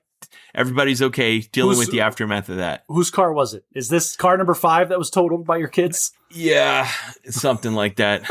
Oh my gosh. What a spoiler for another episode. This is we're waiting for all that to settle out before we talk about it. I was in the bathroom at work and I was sitting on the toilet looking at my phone as you do, and I kind of fumbled it for a second and it started to fall out of my hands and I saw it like hitting the floor and shattering the screen. So I reached for it real fast and I punched the stainless steel toilet paper dispenser and lacerated my finger. And I come out of you didn't cut yourself. Oh, you lacerated. I stumble out of the bathroom stall, just barely gotten myself cleaned up my pants. I was trying to pull up my pants without getting blood all over them, and I'm stumbling out, bleeding all over the place. And I think, what am I at in my life where I hurt myself taking a poop Did you in have to a get public stitches? bathroom? Oh my gosh. No, I didn't need stitches. I just felt like an idiot. My kids. I still have this mark on my elbow. Yeah, from falling down running. From when I fell down. This was like in December. You were trying to step up on a curb and failed. My son asked me yesterday, "What's this mark on your elbow?" I'm like, "That's a scar from where I tripped." And he laughed at me. And I'm like, "Just wait. Someday you won't be young and have remarkable generative powers." Wait. I need to take a tangent, Josh. Have your kids had any broken bones or stitches? No, I don't think they have. Actually. None whatsoever. If your kids leave the house at 18 having had neither of those, do you feel that's a parenting success story? It's a different kind of story, right? I've never had a broken bone, but I did have stitches as a kid multiple times. I had stitches in college even. But that's, I don't know. Like, it is, am I sheltering my kids too much? Are they not living this? Am I not kicking them out of the house to become feral children enough of the time? Because it's 115 degrees outside today, and because I tell them, go outside, I don't want to see your face until the streetlights come on, is that making me a bad parent? I don't think so. I think this is different. I think, here's this. I might have suffered, I've been more prepared for physical injury when I was a kid, but far less prepared for mental or emotional damage than I should have been. So are you overcompensating now? Maybe. Yeah. I'm talking to my kids way too much about their feelings and not punching them or throwing them outside enough. I mean, you can also break a bone playing organized sports. And we've told our kids, you are allowed to do whatever you want as far as like after school activities. And we tell them we have to be active. Me and your mother, we both exercise regularly because we have to maintain our meat sack of a body that carries your consciousness around as a machine. And the better you take care of it, the longer I do it will enjoy last. these rants. But so like I'm forcing my daughter to do cross country again. And I have decided that my son doing marching band is enough physical activity, at least for now. But if they want to do a sport, I don't discourage them from doing it. At the same time, I'm not that parent that's shoving it down their throat. Like, oh, you're going to be on this team and it's going to flow into the traveling team. And then we're going to have the club league after that. I'm not doing that either. Okay. If they don't express interest, I'm not going to force it on them. All right. You satisfied my tangent. Okay. So all that's context, kids moving out, car accidents, things happening. But on top of that are all some like self-imposed deadlines that were happening. Next week is my parents' 50th wedding anniversary, and they had reserved a giant Airbnb up on Bear Lake on the Utah-Idaho border, which is a beautiful blue lake in the mountains. And for all of me and my siblings and basically like 30 plus of us to get together for a family reunion and celebrate my parents' anniversary. Do you feel weird at all that everybody's getting together to celebrate your mom banging your dad for 50 plus years now? No way. So that's part of the reason for the celebration. We just disguise it in layers of obfuscation. But yeah, that's pretty much all it was. So family reunion, which involved travel and preparation and packing. And then on top of that, we were making 2 of the meals for 30 people. So there was planning and shopping and stuff associated with that. And in order to make it a really worthwhile celebration, there needed to be some extra work happening to celebrate this. Well, yeah, just logistic and organization. This is like trying to explain the Booster Club to my kid. Like, if you want to have a cool event happen, it's not going to happen by itself. Right. Right. And part of making it a cool event meant we didn't have like a committee and split everything up. The way my family tends to do stuff like this is enough people volunteer for things that it makes it great. And I did. I recognized that I live close enough to my parents. I had proximity. What I did is I went over to their house and I conducted a 4-part living history interview of them and recorded it and made it available. And then I mined that interview to create a 50-question Kahoot that then we gathered all 30 people around a giant TV and put this quiz up about here's Grandma and Grandpa's life. You know, like what, for instance, this is a great fact about my parents. When my father proposed to my mother, he had just returned from his missionary service in Europe and he'd not yet been released, which meant he was still not allowed to touch women.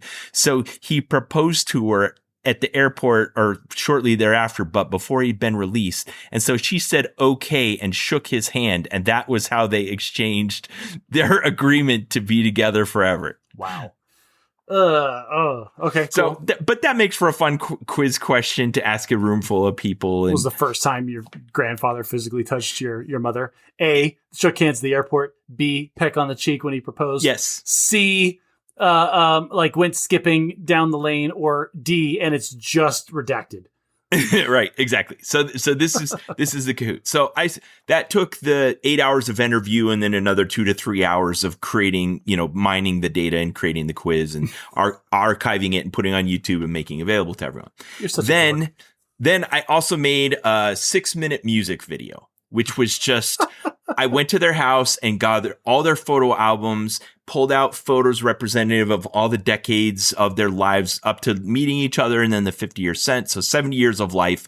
I tried to capture all these photos and then I had to scan them and organize them and create them. And then I put them to music and added animations and created a 6-minute music video. And somehow it all ended up Weird Al Yankovic and ska bands. I just a coincidence. It was 2 songs. It was Time in a Bottle by Jim Croce and Still the One by Shania Twain. Oh, geez. Oh, gosh. So sappy, Ben. Oh, it was great. So got everyone together in a room, watched the video, and that was another 10 hours of work. Did this reunion already take place? Yes. Oh, dang it. I had a great suggestion for a fun game, but all right, doesn't matter now. Oh. All right. Well, all right. So I saw this on TikTok and I loved it so much. If you're going to have a big gathering like that with people, especially if they're wearing formal wear, at the entrance, you put a giant basket of clothespins and you say, how many clothespins can you attach to somebody else without them recognizing it? And then so everybody's walking around with like clothespins hidden, discreted on their body. You know what I mean? Yeah. That would be good for an event with a lot of grown-ups. This was an event mostly with children. Oh, I guess that makes sense. We were on this, this big green hillside with a playground and a volleyball net and this 3-tiered house it was 10 bedrooms, 8.5 baths. Wow. 2 kitchens, barbecue, a whole bunch of outdoor furniture. And it wasn't nearly enough bedrooms for all of the myriad of people. There were still kids sleeping on couches and air mattresses, yes. But it was fantastic. Just a beautiful weekend, and all the time I put into it really paid off in the sentiment. Getting everyone together at the beginning and watching the music video of Grandma and Grandpa's life really brought the right mood. And then while we did the Kahoot, everyone got to hear the stories of Grandma and Grandpa's life by playing this game, and Dad would tell stories, and then we just played games, and it was fantastic. It was just a really, really great family reunion. how are we friends? Because like I don't know if you could describe a more like scenario that I would be more averse to participating in than that. Like we're going to get 90 people together under the same roof, spend every waking moment together and like distribute all of these tasks. Like, no, this sounds awful. I don't want any part of that. It's great with all the babies around because God.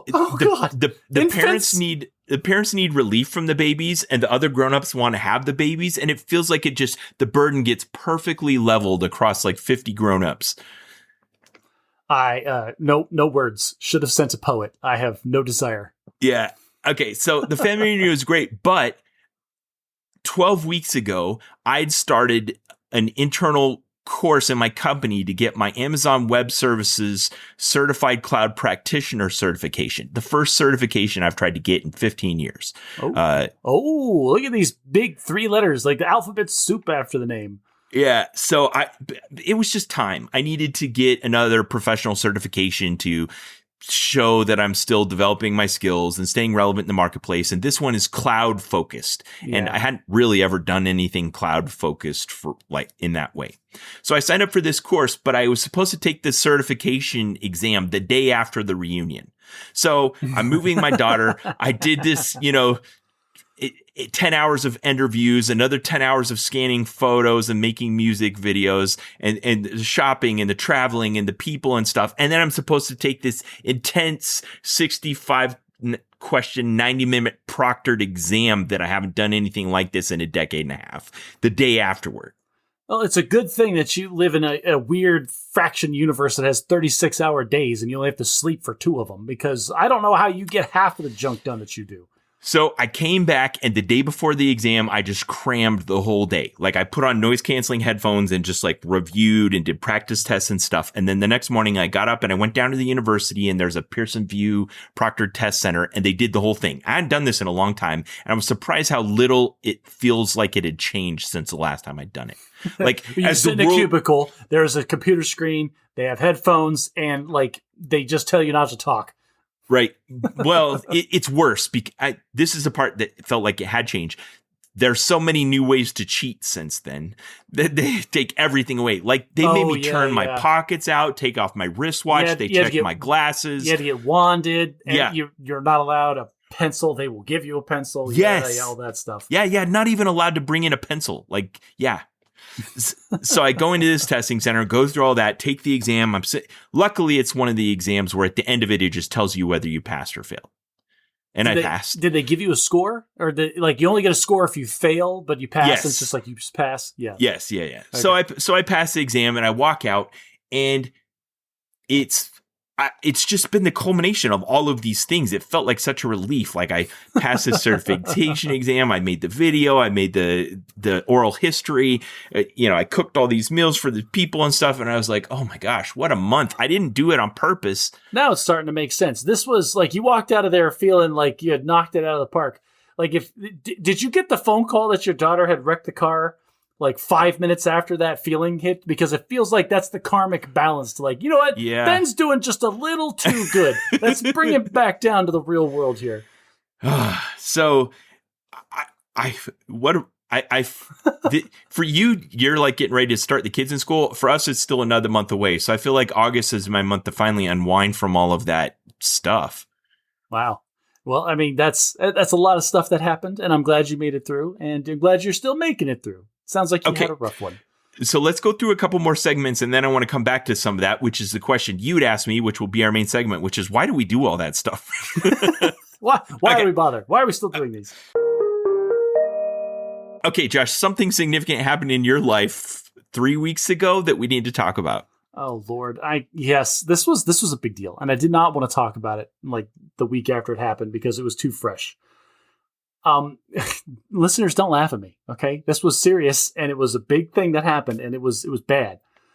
On July 11th, 2026, I was playing with my wife, the hardcore WoW, and our World of Warcraft. Our characters are both level 53. It's one of my bingo cards to get a character up to level 60. And And my wife and I have been spending such great time together playing this game. Like, she not only like was she playing just to humor me, like she wanted to play. There was multiple times where she asked me, "Hey, are you free? Let's go play this game." And we were spending the time together. It was great. I was loving it. And then we got cocky, Ben. We got cocky. We bit off more than we could chew. And it's only a miracle that we both didn't die.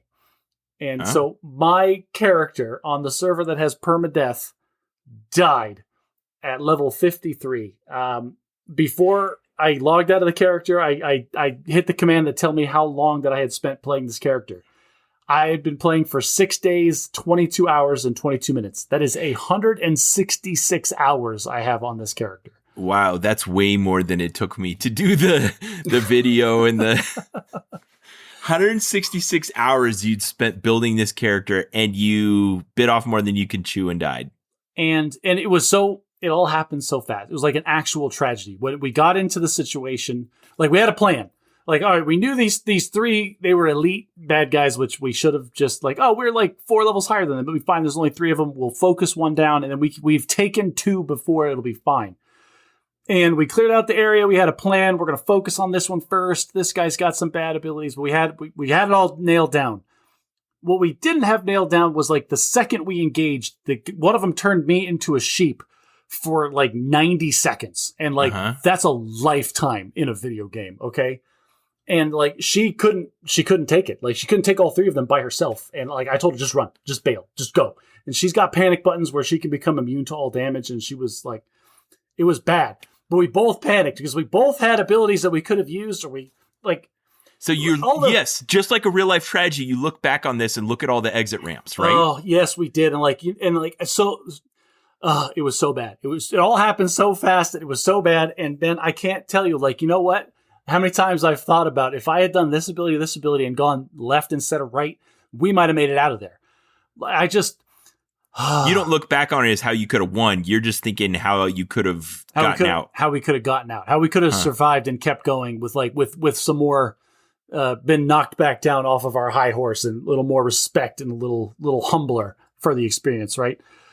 And like it was devastating. Like I was fighting back tears when it happened. Strangers, okay, on these servers, they have add-ons where like it announces to certain channels in the chat when people die because it's such a big deal. I had complete strangers whispering me like, dude, sorry for your loss. Like, wow. Like they knew how big of a deal that was. And like it felt like it still hurts. It still hurts, Ben. I went through all the stages of grief. You spent 166 hours on this character. All the stages of grief. All right, talk about each stage. Oh, what are the first ones? What, denial? Yep. Oh, the denial is just like that couldn't possibly have just happened. There's no way. Like I can just log out and log back in, right? You can come over and resurrect me. No, it's fine. Everything's fine. It didn't really just happen. I think the denial happened like in the middle, like when we realized, oh no, I'm a sheep for 90 seconds. that was the part to like, oh, we can figure something out. Yeah, maybe that's when the denial happened. What's next? Anger.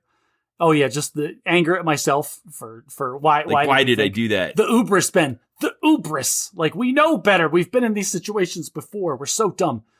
Then bargaining. Bargaining. I don't know, like there's no what bargaining. If only. If only. Oh, maybe that's what you were just talking about. Okay, yeah, I'm going. If only we had playing through. Is that part of bargaining? Just playing through like all the different ways that it could have played out and like what I should have done instead of just blind panicking and forgetting what all my buttons did. Okay. Then depression. Depression. Oh gosh. Yeah. I was in depression like the week, like this happened between podcasts. Did you stop playing? No, I didn't stop. Like that day I rolled a new character because like that's part of the denial. Like, oh no, we don't have to stop. We can still play together. This is what I'm lamenting the most is now. Yeah. In the weeks then, it's been 3 weeks we've said, right? I rolled a new character and what I hate the most is that I can't really play with my wife. Like she can come and do the things that I am doing, but she's not earning any experience. Everything that we're doing is completely trivial and she's not benefiting from it at all. So it doesn't even feel like we're playing together. Right. It feels like she's just following me around. Playing with a baby. Yeah. Yeah. And I hate that so much. I am trying to power level this character as hard as I can without dying again. Right. And if you push too much at the boundary to try to level faster, you'll die again.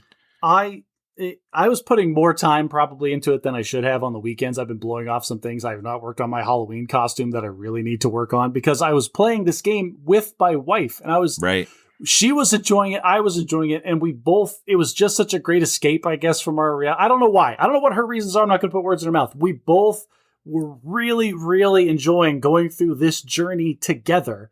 To try to get to level 60. And I feel like I screwed it up. And so I'm desperately just trying to get back to a point where she wants to do it again. You know what I mean? You also kind of took one for the team, Josh. She could have been the one that got turned into a sheep. I didn't. All right. So this is the other part of the anger of this is after, like, this is probably like 3 or 4 hours after I died, I realized how much crap died with me in my inventory. Yeah. Like how much raw resources this character was just carrying around in their backpack and in their bank slot that's just gone. I'm so sympathetic to this, Josh. There's a non-zero number of games that I was really invested in that when I made a mistake. Okay, so back in the graphical adventure game days, you used to have to save your game because you would die a lot. Yeah. And if you didn't save your game and you died, you were just starting the game over. And you would have dozens and dozens of hours of gameplay, and then you would die and just be back to the beginning. But some games didn't have good paths where if you saved your game, they didn't guarantee that you weren't down a dead end. Oh, yeah. So sometimes you would, you're already screwed. Yes, sometimes you would, and if you didn't keep enough diversified saves, you would have this problem where all of a sudden you'd save your game, not knowing that you were already dead, and then find out later. And there was a non-zero number of times where I did that exact thing and quit the game and never went back. I just couldn't do it anymore. My son and I have both played Fallout games. Huge fan of the Fallout games, right? Coincidentally, that's what our costumes are going to be this Halloween is going to be Fallout. Nice. Yeah, I'm not, you know what? We'll see if it happens. It's going to happen. But anyway, that game they had a quick save. They had a normal save where you had to hit escape, click save, and click the slot you wanted to save it in, name the file, and hit enter, and it would save. Or Ben, you just click quick save, and it's one button, and you never have to leave the screen, and then you're saved. Great. Everybody uses the quick save almost exclusively, okay? The problem is the quick save, it also automatically quick saves whenever you enter or leave a building. And there was a couple of times where you would enter a building and the bad guys in the building have a Claymore mine set up facing this door. Oh. And then it would kill you instantly. And you're like, and you would go, at least I have my quick save. You would quick load and it loads you entering that building and you immediately die again. And you realize, I'm in a dead end save path. I cannot And when was the last time I made a manual save that wasn't a quick save? It was dozens of hours ago. It was 30 minutes after I started playing. Right. Like my first character, a week and a half ago. Yeah. Yeah. So, but you press through. Either you start over back in the day or you figure out okay, if I load and pause the game and load my character up with a bunch of temporary buffs, what's in my inventory that could possibly save me here? Okay, so back to hardcore WoW. Are you still in the depression phase or have you achieved acceptance? What's acceptance look like? Are you gonna get over the hump with this restarted character? Or are you just gonna give up and No, I'm not giving up. I'm enjoying playing this restarted character. I'm really What level is it up to? She's at 29 now. Okay, 29. But what do you got to be up to before Nicole's not just holding your hand like a little kid? All right, Ben, thank you for asking this question. It lets me nerd out for a second because I made a spreadsheet. Yes. All right, so here's the thing with World of Warcraft is that the levels are not it's logarithmic. It's not linear. Yeah. It's linear. How do I say these words? Words are hard. Every level, the amount of XP you need to get to the next level increases linearly, but that means that the cumulative amount becomes exponential, right? So at level 29, I am it goes to level 60. So it feels like, you're almost halfway there. No, I'm actually only 11.6% of the total experience I need to get to level 60 is what I've earned so far. Wow. And I need to earn another, to get back to where she is.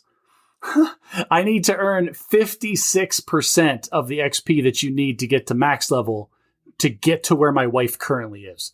So I'm still staring down the better half of this game. how are you protecting yourself from the danger of taking too many risks to do this faster? I'm dying on the elevator or whatever. Dying on. Screw you, Ben. That one still hurts. All right, this is another thing. I know that I'm getting better, or that I must be expressing myself differently about the game, because just this week, my wife started making fun of me for the character dying.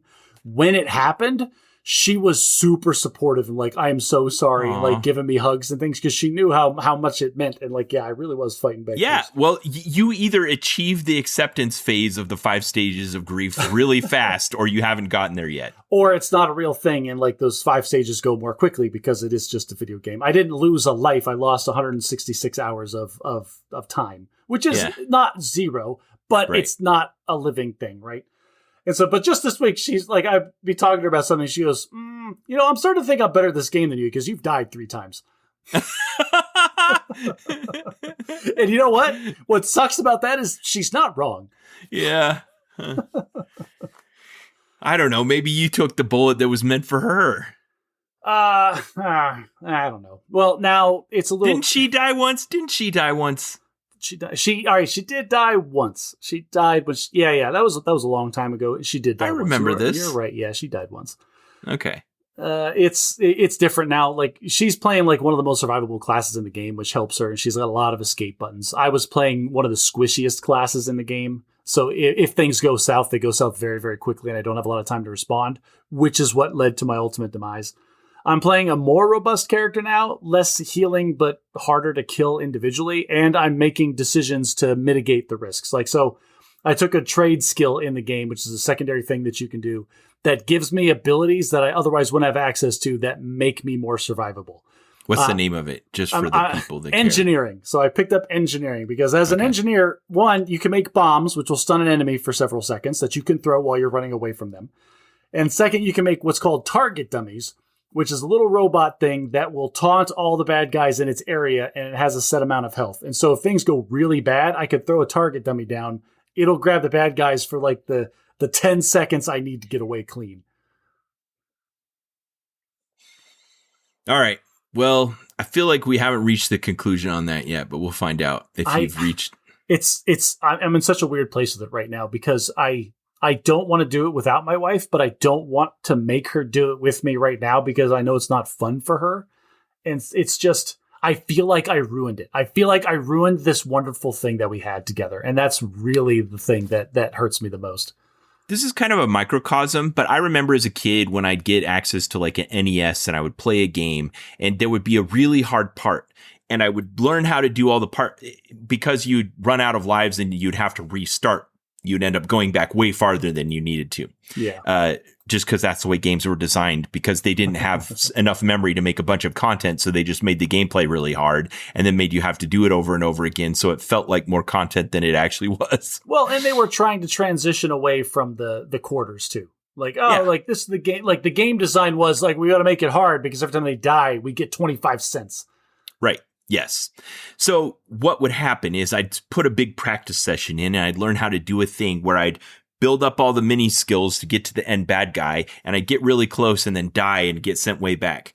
And I'd be so frustrated that then I'd start making little mistakes where I'd die along the way and not even make it back to him again because I was rushing it to try to get back to that one spot where I made that one mistake on the end bad guy. And then I couldn't even get back to him again because now I'm rushing it. Now I'm trying to get through it faster, and you're on tilt and you're making like rookie mistakes or whatever. And it's deep breath, calm down, reset, new airplane, new day. Like, you just gotta take your time, pace yourself, just start over. Well, and what's helpful now though is I do have probably half the time I play, I've got a level 53 indestructible paladin following me around that can kill everything in like 2 hits. So that's making some things easier. Yeah, that's a great place to stop. What are you reading right now?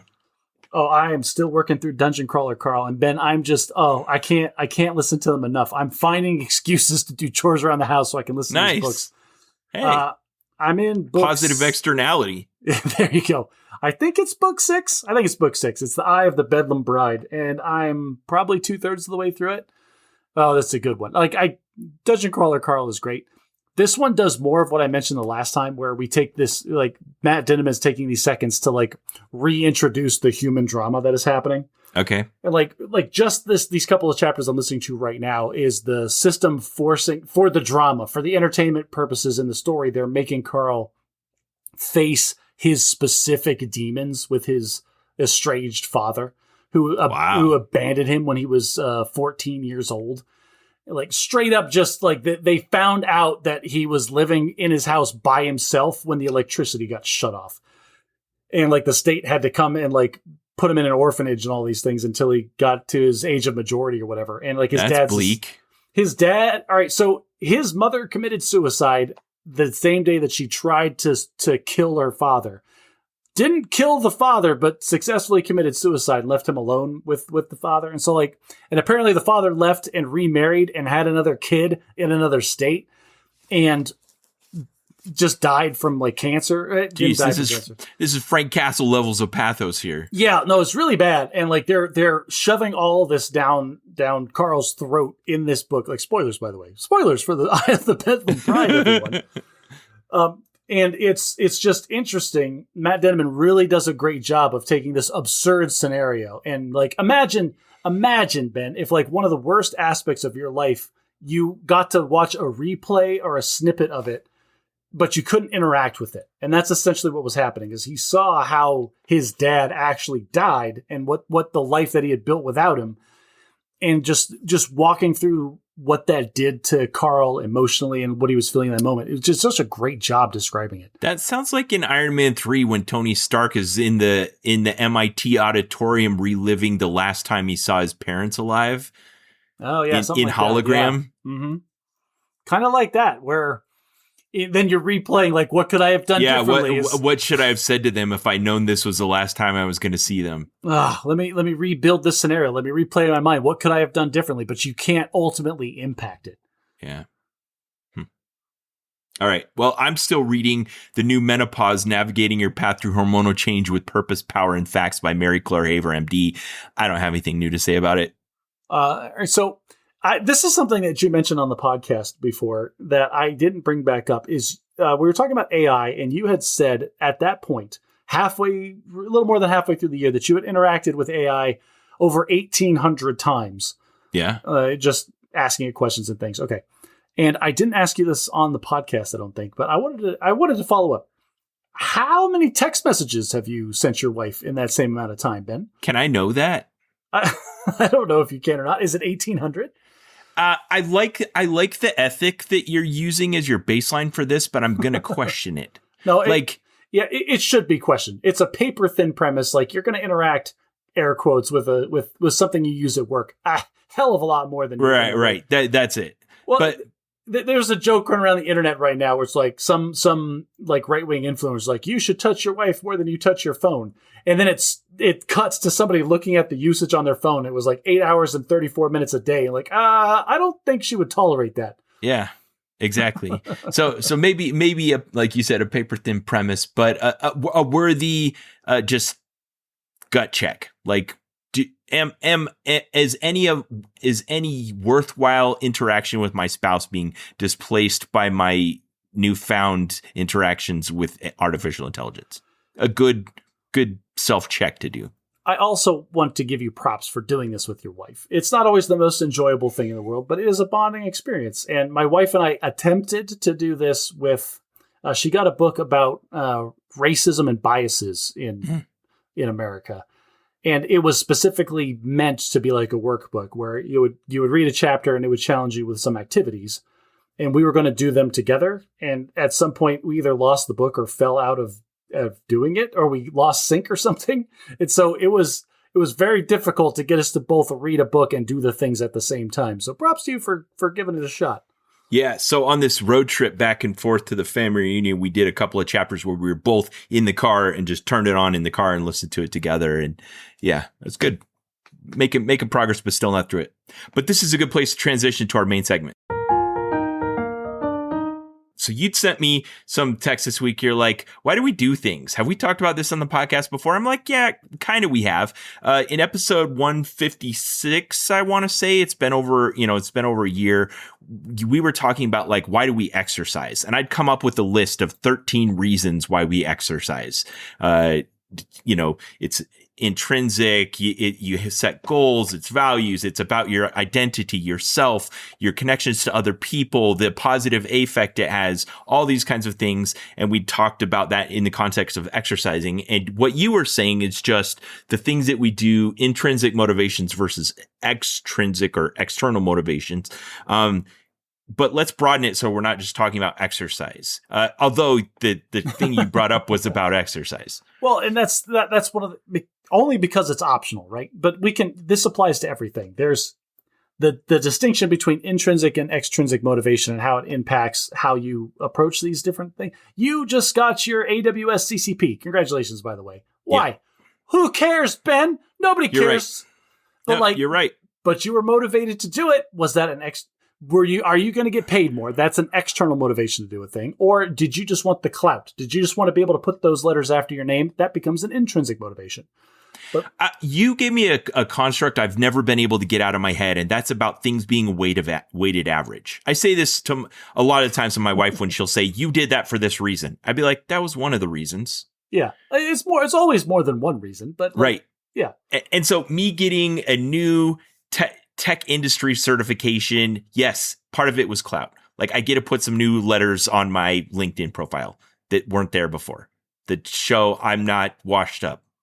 Oh. And even the language I'm starting to use now is about a different motivation. It's about my sense of self and identity. Am I still valid? Am I still smart enough? Can I still compete with people who do these kinds of things? And that's also a very military thing, like they instill in us. I don't know how they did it, but they did, where if you're the person that's in charge of people doing this crap, you need to not necessarily be able to step in and do the job that they're doing, but you need to know exactly what it is that they are doing. And you're pointing out something our listeners might not know, and that's that I'm not a frontline engineer. I manage frontline engineers. So I don't necessarily need this knowledge, but Josh is pointing out, like, why did I go and get this certification then if I don't need this knowledge? It's because, I still want to show that I can do it. Yeah. I want to be Maverick. I want to fly the training course that the trainees are supposed to do and show them that I can still do it. Well, you mentioned clout and you get to put on your LinkedIn profile. So from the outside, you look better. But then also, like, your guys that work for you, they're going to see that. They're going to know that, like, okay, this isn't just some guy who's in charge. Like, he should at least know what the crap he's talking about. Yeah. Yeah. There's also, that it's getting a little bit competitive. If my business decided they were going to lay off some managers and they sat down and tried to come up with a bunch of criteria to say who are our best managers, this could definitely be a discriminator. Yeah, but all right. So now this is justification, right? It happened after the fact. You're right. Justifying it instead of what my actual motivation was. Yes. Justification comes after. The reasons you actually do it come before. And it's hard to a lot of times see that in the moment, but it happens all the time. And the motivation, what motivates you to do it is going to change how you approach it. And I have an example from my own life, if you don't mind. Good. Let's talk about it. So they always say, like, as soon as we graduated from college, they say, as soon as you get out of the real Air Force, you're going to go to the military personnel flight. You're going to sign up for the whatever the student aid or tuition-free grad school like program is to them, right?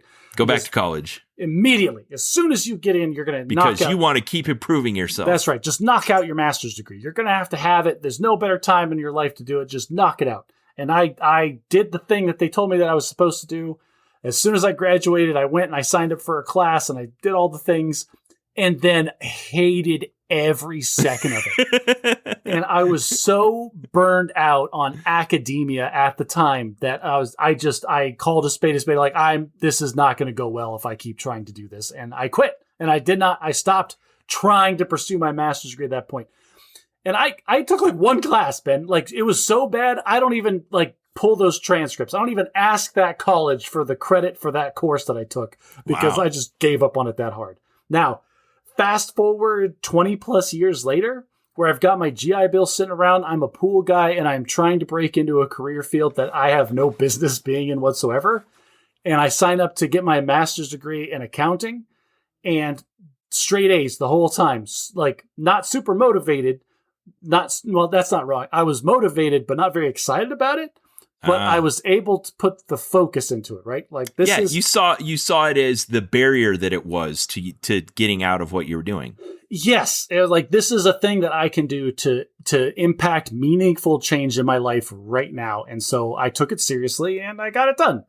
And that's very different. Like both of those, like one of those I was extrinsically motivated at initially because they told me this is something I needed to do and I hated it and I immediately quit. Some of that has happened during the span of the podcast. Like you actually getting your CPA certification and passing all those exams and stuff. So some of that's been well documented. Well, maybe. But as my motivation been documented, I'll always say it was for the money. It's like, oh, Ben, I just want to make more money. And that's... But was it? That's still true. Part of the weighted average. That's most of the weighted average. Like I needed to make more money. So I need to get a thing after my name to let me get more money. Here's the problem I'm having now is that my boss got a new like he's a CPA, has been a CPA, is successfully running a firm that makes many millions of dollars. And he just got a new certification and he's looking at other new certifications. Like he is continuing to improve himself and he mentions it enough. Right. He's the boss. He owns the thing. What has he got to prove?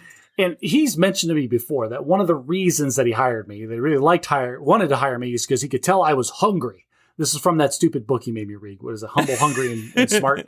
Yeah. Like I'm not very humble, never have been. I'm getting better at it, but never have been. I'm very smart, and it's very evident if you talk to me. But the hungry thing, he keyed on that. It's like, you went and got your master's degree while working a full-time job with 2 kids. And that's super difficult to do. And that just shows how hungry you are. And internally, in my head, I'm like, I was hungry for the paycheck that you're about to give me. All of my hunger has been sated. I have no further hunger to give you. Josh, that's so not true. And I love that your knee-jerk reaction is to want to resist his categorization of you. I'm not pursuing any new certifications. I'm not pursuing any additional degrees. What am I don't. You are researching. Josh, even what you did with forcing them to reevaluate the platform that you guys were using for organizing and conducting your business shows hunger. You just don't think of it that way. This is your continuous state of consciousness that you were telling me about. Like, you don't think of yourself as becoming a new person. You're like, I'm always who I am. Yeah, fair. Like this goes back. It was a few episodes ago. I said this. Like, I don't make 5-year plans. I just want to coast. Am I not just in the part of my life where I just get to coast? What's annoying? Apparently not. And what you're pointing out, and I don't like this, is because I can see it happening. Is it's the guy that's running the marathon, like for a PR time, that's drinking the water. Like, can I just stop running? I don't want to run anymore, but keeps running he's making anyway. you run, man. You're out here running. Yeah, it's like, I don't want to run, but they're while they're running. Yes, that's what's happening. That's it. That's what you're doing. Okay, that's the same kind of thing. Like, I have this job as a master, as a manager. I have a military pension. I'm getting disability. Like, all this money is flowing in. I can support my current lifestyle as I have it, and it's pretty comfortable. Why not just relax? What do I need another? Take a year off. Why do I need another certification? Why do I need to why am I giving B-side speeches and just phone it in for like 18 months? You're not going to get fired. Why can't we? Why not? It's not in our bones. The reason we got to where we are is because it's just not it's all intrinsic. There is some stupid thing that is keeping us on this hamster wheel, and I hate that because it's being exploited by the man. But just like your boss pointed out, it's not extra. It's a symptom of the truth that exists. Well, and this is, okay, now we're talking about work now, but like tell me this is not the same case for you, right? They can say to your face, like, you're a great employee and I love having you here and it's so fantastic. And here is a here's a raise that is a legitimate raise that you are very happy about. And you will still walk out of that meeting going, I've got to do more. Like, there is more that I could be giving. You know what I mean? Yes. I had them pull me aside this week and be like, hey, we're increasing your stake in the company by 80%. I was like, dang, I gotta work harder. Like, why? You didn't ask for that one, there's very clearly this is a good example of well-aligned economic incentives. Like, hey, if we ever go public, you're going to get this many shares of stock. We just increase that by 80%, which means if this company is valuable, you're richer. my boss, like, he gave me like a double-digit raise the last time that we were talking, and he's like, and then as we're going through, he's talking about all the great things I've done, and I told him all the things that I've done to improve everything and make it better. And I walked out of that meeting, and all I can think about is I'm tracking my own billable hours, and I'm at about 60% when our average employee is at like 70. Like, I've got to get my billables up. Like, wow. And that's on me. That's me doing it to myself.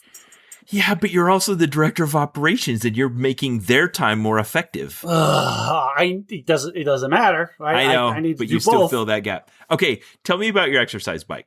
Okay, so I bought an exercise bike. That's the exercise. No, okay. So yes, my wife and I were going to spin classes for a while, and we were paying $100 a month for a gym membership, and all we did was twice a week. We would both go twice a week, once during the week on our own, and then once a week together, like on a Saturday morning, we would do a spin class together. And like probably 8 or 9 months into this, my wife's like, I don't want to go there anymore. I don't like doing it there. I like doing the spin, but I don't like doing it there with all the people in the thing.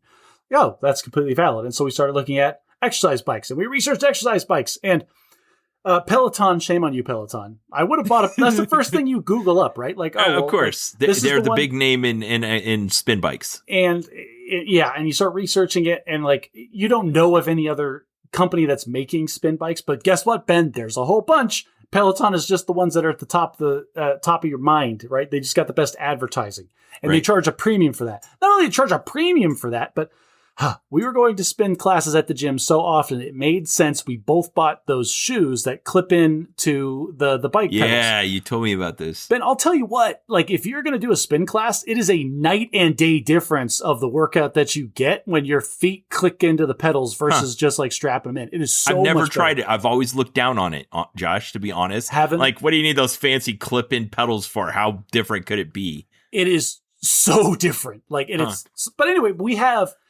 They're standard. They stand because it changes the motion that your legs are doing to pulling as well as pushing. Yes, the pulling is a huge deal. But imagine just like tying a lace around your foot versus like putting your foot in a ski boot. Like, that feels like the difference of control over it that you have. Okay. If different muscles were engaged, I can actually get my calves involved. Like, it was night and day different. All right, listeners, if you like exercise bikes, or like you kind of like them, but you're on the fence, try getting some of those shoes and pedaling. It's a whole different experience. It's great. Okay. But what you were complaining about is that Peloton was using their monopolistic position toxically. Come bring it down.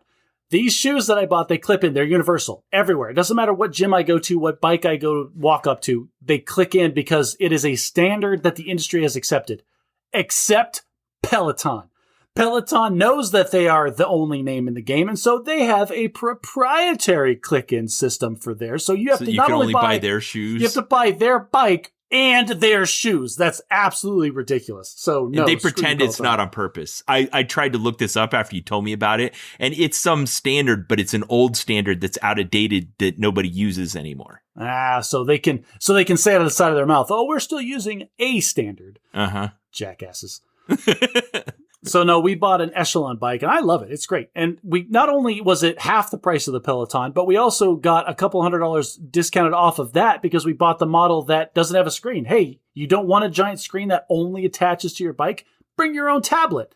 It syncs to the bike with Bluetooth, and now any tablet I have in my house that I already had, we can use as the screen for the bike. So save money, and I get to use the tablet elsewhere in my house. It's great. And I forgot where we were talking about this. We were talking about the psychology of it. The psychology. So yes, having it here, I've used it less than the twice a week that I was going to the spin class when I was paying for the gym. But I paid less for the bike. Like, the bike doesn't cost me $100 a month.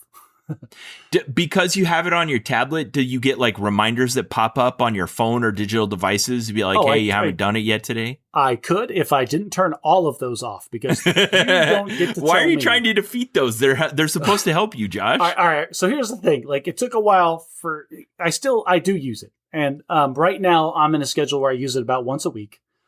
And I need to get better about it. It's hit or miss. I need to get better. But when I do use it, it has some features that I really, really like that has changed. It does change the equation a little bit.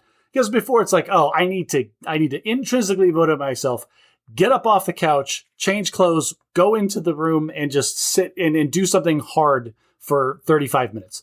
I don't know what it is, but I will happily jump off the couch and go for a run. It takes more to get me to get in here and lift weights and or use the spin bike. But you really don't know the answer to that? Do I not?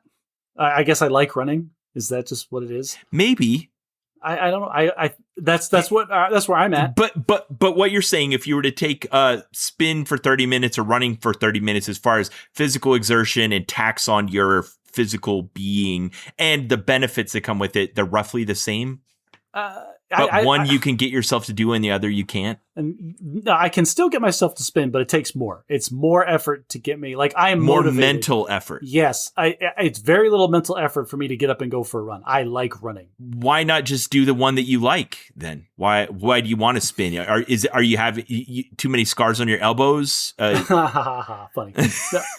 So part of it is if I do nothing but run. This is how I hurt myself last year when I was running a lot. Your knees were hurting. My knees started because I wasn't doing any cross training. I find practical experience. Spinning is low impact. Well, not just the spinning, but if I also lift weights, like it works the muscles differently, and I have fewer injuries when I'm actually doing the hardcore running. So I need to do other things on top of it. All of this aside, one thing I want to point out of the bike, it does this gamification that has actually tipped the scales a little bit in its favor and has encouraged me. More than once, I'm like, I don't want to spin. But if I go spin, I can see how much better I am than everybody else that took the class that I'm going to spin on. Because you pick the class that you're going to do, and it tracks, it's a combination of the resistance that you have and the RPMs that you're generating. It comes up with how much power, how much wattage are you generating cumulatively over this class. And then it takes that number, and everybody that has ever taken that class is also in their system. They don't show you like the names or anything. But they tell you, it's like, okay, of all the people in the class, you're currently between the top 50 and 60%. And you are trending upwards or you are trending downwards. And I'll tell you what, man, when you're in the top 20% and it's almost full, like you're almost in the top 10%, and it tells you, like, okay, everybody, we're going to take it down a couple of resistance and take a little break, and you start trending down, like, there's some people that took this class that didn't take this break, so I'm not either. And you keep your resistance up. Like, I have a better workout trying to compete with fake people. Yeah. I've had this exact same experience with the mental workout of language learning using the Duolingo app. I recently quit. You quit? Dude. Yes. We would be at the convention and you would take 10 minutes to yell Italian at your phone. I know. So I want to talk about that because I was on the Duolingo app, not because I'd gotten sucked in or something like that, but while I was deployed, my daughter was doing it to study Spanish and she kept talking about it. And so I started it and I decided to study Italian, and it was a way to stay connected with my daughter with the positive benefit of I was learning more Italian. We kept doing it for 3 years together. And finally, she's getting ready to leave for college. She was kind of stressed out. And I could see from the way she was doing her lessons that she was just phoning it in to maintain her streak, but not really making progress. Oh, okay. And so I pulled her aside. I said, hey, what's your next big milestone? And she says, it's 1,500 or 3,000 or something like that. It was a big number. She's like, and I said, how about we throw a party when you hit that number and we uninstall it from our phones together? You identified that the motivation evaporated and she was just doing it because you were doing it, kind of thing. Yeah. And I knew she was getting ready to leave for college, and she's a good student. She's going to be stressed out by college, and she's not going to need the additional stress of also trying to keep her Duolingo streak alive when she's already not doing it. Okay. So I was giving her permission to get off the treadmill. Oh, look at you being a nice guy. So we did. She hit her 1,500-day streak. We celebrated. We uninstalled it from our devices, and we're no longer on it. But while we were doing it, there was all the things that you're saying. Sometimes it would feed you different kinds of statistics that were different versions of that same thing. Like, hey, of all the people that are doing this right now, you're in the top 5%. Or of all the people that logged in today, you got more points than 90% of them, or whatever. Just different versions of this, trying to tweak different parts of the Skinner box that's keeping you running on this treadmill. Yeah. And that's, how does that feed back into motivation, right? And so I have to be intrinsically motivated to get on the bike. You have to be intrinsically motivated to open the app and actually like speak some Italian. Yell Italian at it when nobody asked you to in a setting that doesn't make any sense to do it in. That's fine. Right. But then they can reduce that mental load of getting you up there by adding the external motivation, right? Right. So it's playing both sides. Right. It's loss avoidance of your streak that you've maintained, or trying to do better than the other people in your class, or well, and this is why they do all of these things. It's a shotgun approach to like, what does this person care about? I don't care about loss aversion, but maybe I care about doing better than. Clearly, I don't care about the streak on my bike. I don't care if I do it consistently. But you do want to know that you're better than the other people. I want to know that I'm better than the people that did it. Yes. That's an important thing to know about yourself. And how can you leverage that to solve the other problem that you're talking about, which is it's just right there in the other room. All I got to do is change clothes and get on the bike. Maybe I need to turn the notifications back on and tell them, hey, I don't want you to remind me, hey, you're going to lose your streak. I don't care about my streak. It's like, hey, 45 other people went and did this class today. Are you going to be lazy and not do it? That might get me off the couch to go do it. Okay, so is that intrinsic or external? Well, it's an external reminder that tweaks the internal, I guess.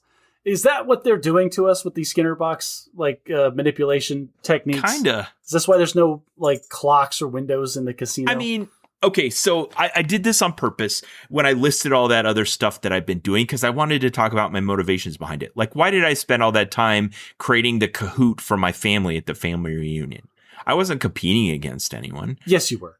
You were 100% competing against your other siblings for who's the best child. It's like, I mean, clearly the number one. Look at all this what's the referendum effort. on that? Like, who gets more money in the will? Like, no. It's who gets the most love. It's who gets to say to the other ones, oh, how many hours did you spend on this? Oh, I spent 174.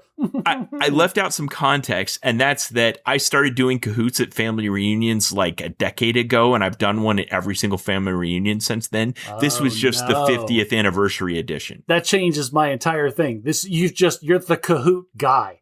Right. And so did you want to do the Kahoot, or were you forced to do the Kahoot? I volunteered for this, and I haven't gotten off of that train. I don't dislike it.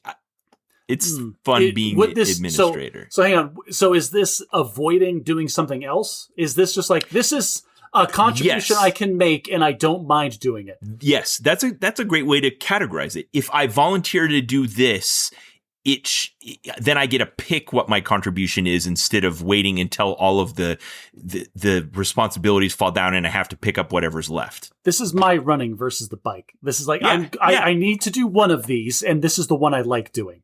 Yeah. Okay. Yeah. Okay. So, and also I knew it would create this opportunity for connection and history and heritage and bonding that definitely happened because of that. The thing that we haven't talked about is the external versus the internal. The internal is by far the most powerful. It is very, very difficult to externally motivate somebody to do a job half as good as they would do if they want to do the job. And so this is why so many corporate people get wrapped around the axle of like, I don't want you to wear the flare. I want you to want to wear the flare. Yes. And this is where corporate culture becomes toxic, is when you can see through that, or when the attempts are bad. And I don't know. I'm trying to flip this on its head, because everybody knows the negative examples of external motivation trying to become internal. But what external motivating factors can I tweak or do I have control over to change the math on my internal motivating? Okay, so I was thinking about what you told me as you were trying to process this, and I thought of it in terms of inertia, as in like physics.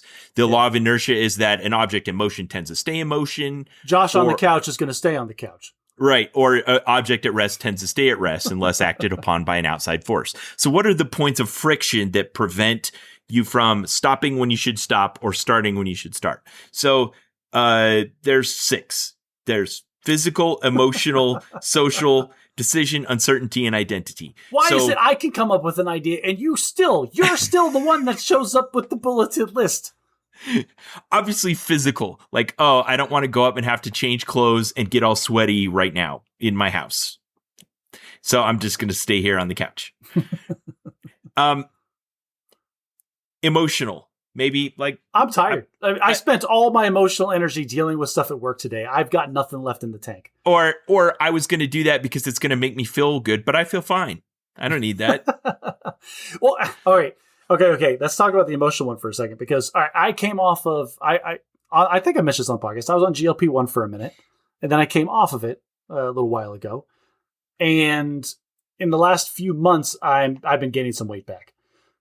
And it's slowly creeped back into my life. Just the snacking that I had completely eliminated when I was on the GLP-1, like getting a refill of the soda when you're at the restaurant when you don't necessarily need a refill. Take it back to the office. I don't need more. I got water at the office, but I can take this to-go cup with Dr. Pepper instead. Dr. Pepper is ambrosia. So anyway, these bad habits are creeping back in, and some of this weight is coming back on. And so now I had the come to Jesus meeting essentially with myself yesterday. And by with myself, I mean, I said it out loud in front of my wife, and she was incredibly supportive. I'm like, hey, if you want to go back on the GLP-1, you can. But I was looking at the prices of the things, which is one of the big factors of why I got off it in the first place. Like, I can do this. I know what I need to do now. I've established a baseline, and I have discipline and willpower, and I can continue this lifestyle. I did not continue this lifestyle. I did not have the discipline or the willpower. But I told her I was looking at these things, and I was at the last step before clicking the here's my credit card, send me some medicine kind of thing. And I said, you know what? I'm going to give it one more week. I'm going to make a concerted effort to see if I can live the life I know I need to live in order to get back to where I want to be. And if I fail in this week, then we'll go back on. I'll put the training wheels back on the bike. You know, sometimes you point out how different we are, but I had almost that same conversation with my wife, except I didn't have the history of having used the GLP-1. I felt like the fact that I was considering it was a referendum on my ability on my executive control. Like, can I make responsible enough decisions in my diet and exercise to do the things that this would do for me artificially? And the fact that I need that, does that mean that I'm incapable of that level of self-control? I don't know if that's the best way to phrase it, but I'm not saying that's healthy. It's kind of toxic. Yeah. Well, it's not, but it's not, don't think of it as a failure. Like, because like taking the medicine or getting the GLP-1 injections or whatever, that is not an admission of failure. Like, I have failed. I need external help. I looked at it as an aid. Like, I would like to get to where I want to go. It is very, very hard to lose weight. It is easier to maintain a weight once you are there. Like, I see. As an example, like, it took me a long time. Like, I've been off the medication for this entire calendar year, and I'm not back to where I was. I'm watching myself trend back in that direction. Yeah. And I want to cut this trend off before I get back to the ludicrous weight that I was before. But you've also been getting way more miles running this year than you did last year. Not in the last month, Ben. It's 115 degrees in Phoenix, and I went from 15 miles a week down to 6. So that's also having a negative impact. I got to tell you about a moment I have yesterday that you really appreciate. Because we'd been gone all this time and doing all this stuff, my lawn had got neglected, which is a problem you don't have in Phoenix. But my lawn was way overgrown to the point where I knew if I mowed it, I was going to have like extra grass, so I was going to have to bag it as well. And I just was not getting a day. And finally on Saturday, I was like, okay, I got to do it. And it's the hottest day of the year. It was like over 100 degrees here in Utah. So I just went out and I mowed it and I bagged it, and I was sitting there in a lawn chair in the shade, and I looked over at the little drink freezer that we have, fridge that we have in the garage, and there was a single can of Dr. Pepper, and I took it and I drank it, and it was one of those moments where the physical need for refreshment was so high that it heightened the experience of drinking it. I was like, wow, this is really great. Ben, that's what Dr. Pepper tastes like to me every time. Okay. Well, one of the problems you're talking about is the inertia of decision making. Like, sometimes just not making a decision, the inertia of, but it's the easier one than getting up off the couch to go work out, Yeah, this is why I prefer that if I'm going to work out, I don't sit first. Like, you can't. Like, you have to go straight from getting out of your car to putting your gym clothes on, or else it's just not going to happen. Yep.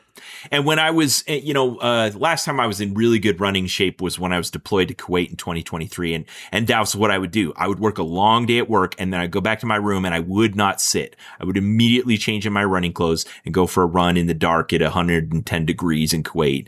And yeah. Ugh, yeah, it's brutal. 110 degree weather. God, it's so bad. So what I'm going to try to do, like I am going to take it one. This is what my mantra. I'm trying mantras. Mantras have been worked for me in other places. Okay. This is my new mantra here. I'm going to take it one meal at a time, right? It's like, it's all about the little battles, all the little decisions you make throughout the day. It's like, I'll get the extra slice of pizza. I'm really hungry and pizza sounds delicious. You know, no, every single time you sit down to eat, it's a fight. And that's why the GLP one is amazing, because no, it wasn't a fight. You just didn't want to eat. The food noise turns off. Yeah, it took the fight away. It just made it so easy not to fight. Huh. So I just need to I'm going to give myself this week and see how well I can fight with a concerted effort. And if I have the mental load to maintain that. And if I do, then I'll see if I can ride that out and get back to where I want to be. If I don't, then I'm just going to throw my hands like I tried. I clearly, in the normal average week of my life, don't have the mental capacity or the willpower or whatever I need to make this change. So I'm just going to use my disposable income to help me. And I've given myself a false dilemma in that I say, if I can't summon the personal control and mental willpower to do this, then I'm not worthy. Even when Thor was fat, he could still call the hammer. Just like you spent a god-awful day like trimming and bagging grass, Ben, you could have traded your disposable income to have some neighborhood teenager come over and do all of that work. It's not a failure, it's an allocation of resources. If I choose not to allocate the mental resources that I have towards trying to maintain a diet and they become crabby and irritable with the rest of my family, that's not worth the trade-off either. And then I'll just go buy GLP-1 again and be happy and skinny. So that was the second part of the point I was going to make, in that we've created this, as you like to say, Sisyphean task, where our society is culminated in the generation of foods that are so delicious and so calorie dense as to be overpowering to our ability to resist them. And then we consider ourselves unworthy if we can't. Yeah. We make the most delicious fatty foods ever and then yell at people that eat 2 bites of it instead of 1. Right. Like, that's ridiculous. Well, I'm still on the treadmill for trying to be a better employee and a better husband and a better father. But I think that may be the core theme of 7 years of the Bad at Magic podcast, Josh, that it's in the title. Like, it's about evaluating yourself and trying to get better and do better and be better at anything that you undertake. Yeah, and not to beat yourself up if you decide that you're not good at something. Yeah, it's not okay a to failure. be bad at stuff. Maybe you need a little help. Maybe you need to look at the problem in a different way. Maybe you need a friend who has more experience with that to talk you through it, or make an endless series of infographics about it before you understand it better. Like, who knows? Like, sometimes it's just a personal failing, but that just because you failed today doesn't mean you're not going to win tomorrow. Well, listeners, what works for you? What helps you get up off the couch? What helps you sign up for another certification exam, or take on an extra responsibility at the family reunion, or whatever it is that you want that you're bad at, that you want to get better at? Love to hear your ideas. Sound off on our Facebook or on our subreddit. Love to hear from you. If you like what we do, consider sharing us with a friend. If you like us, maybe your friends will like us too. If you really want to show us some love, consider taking your phone out of your pocket and giving us a good review on the podcast player of your choice. It's phenomenal, the visibility we get from that. And if you want to ensure that we can actually keep making this podcast on servers and infrastructure that doesn't get compromised by random hackers, consider becoming a patron on our Patreon page. And until next time, try to be a little less bad at magic.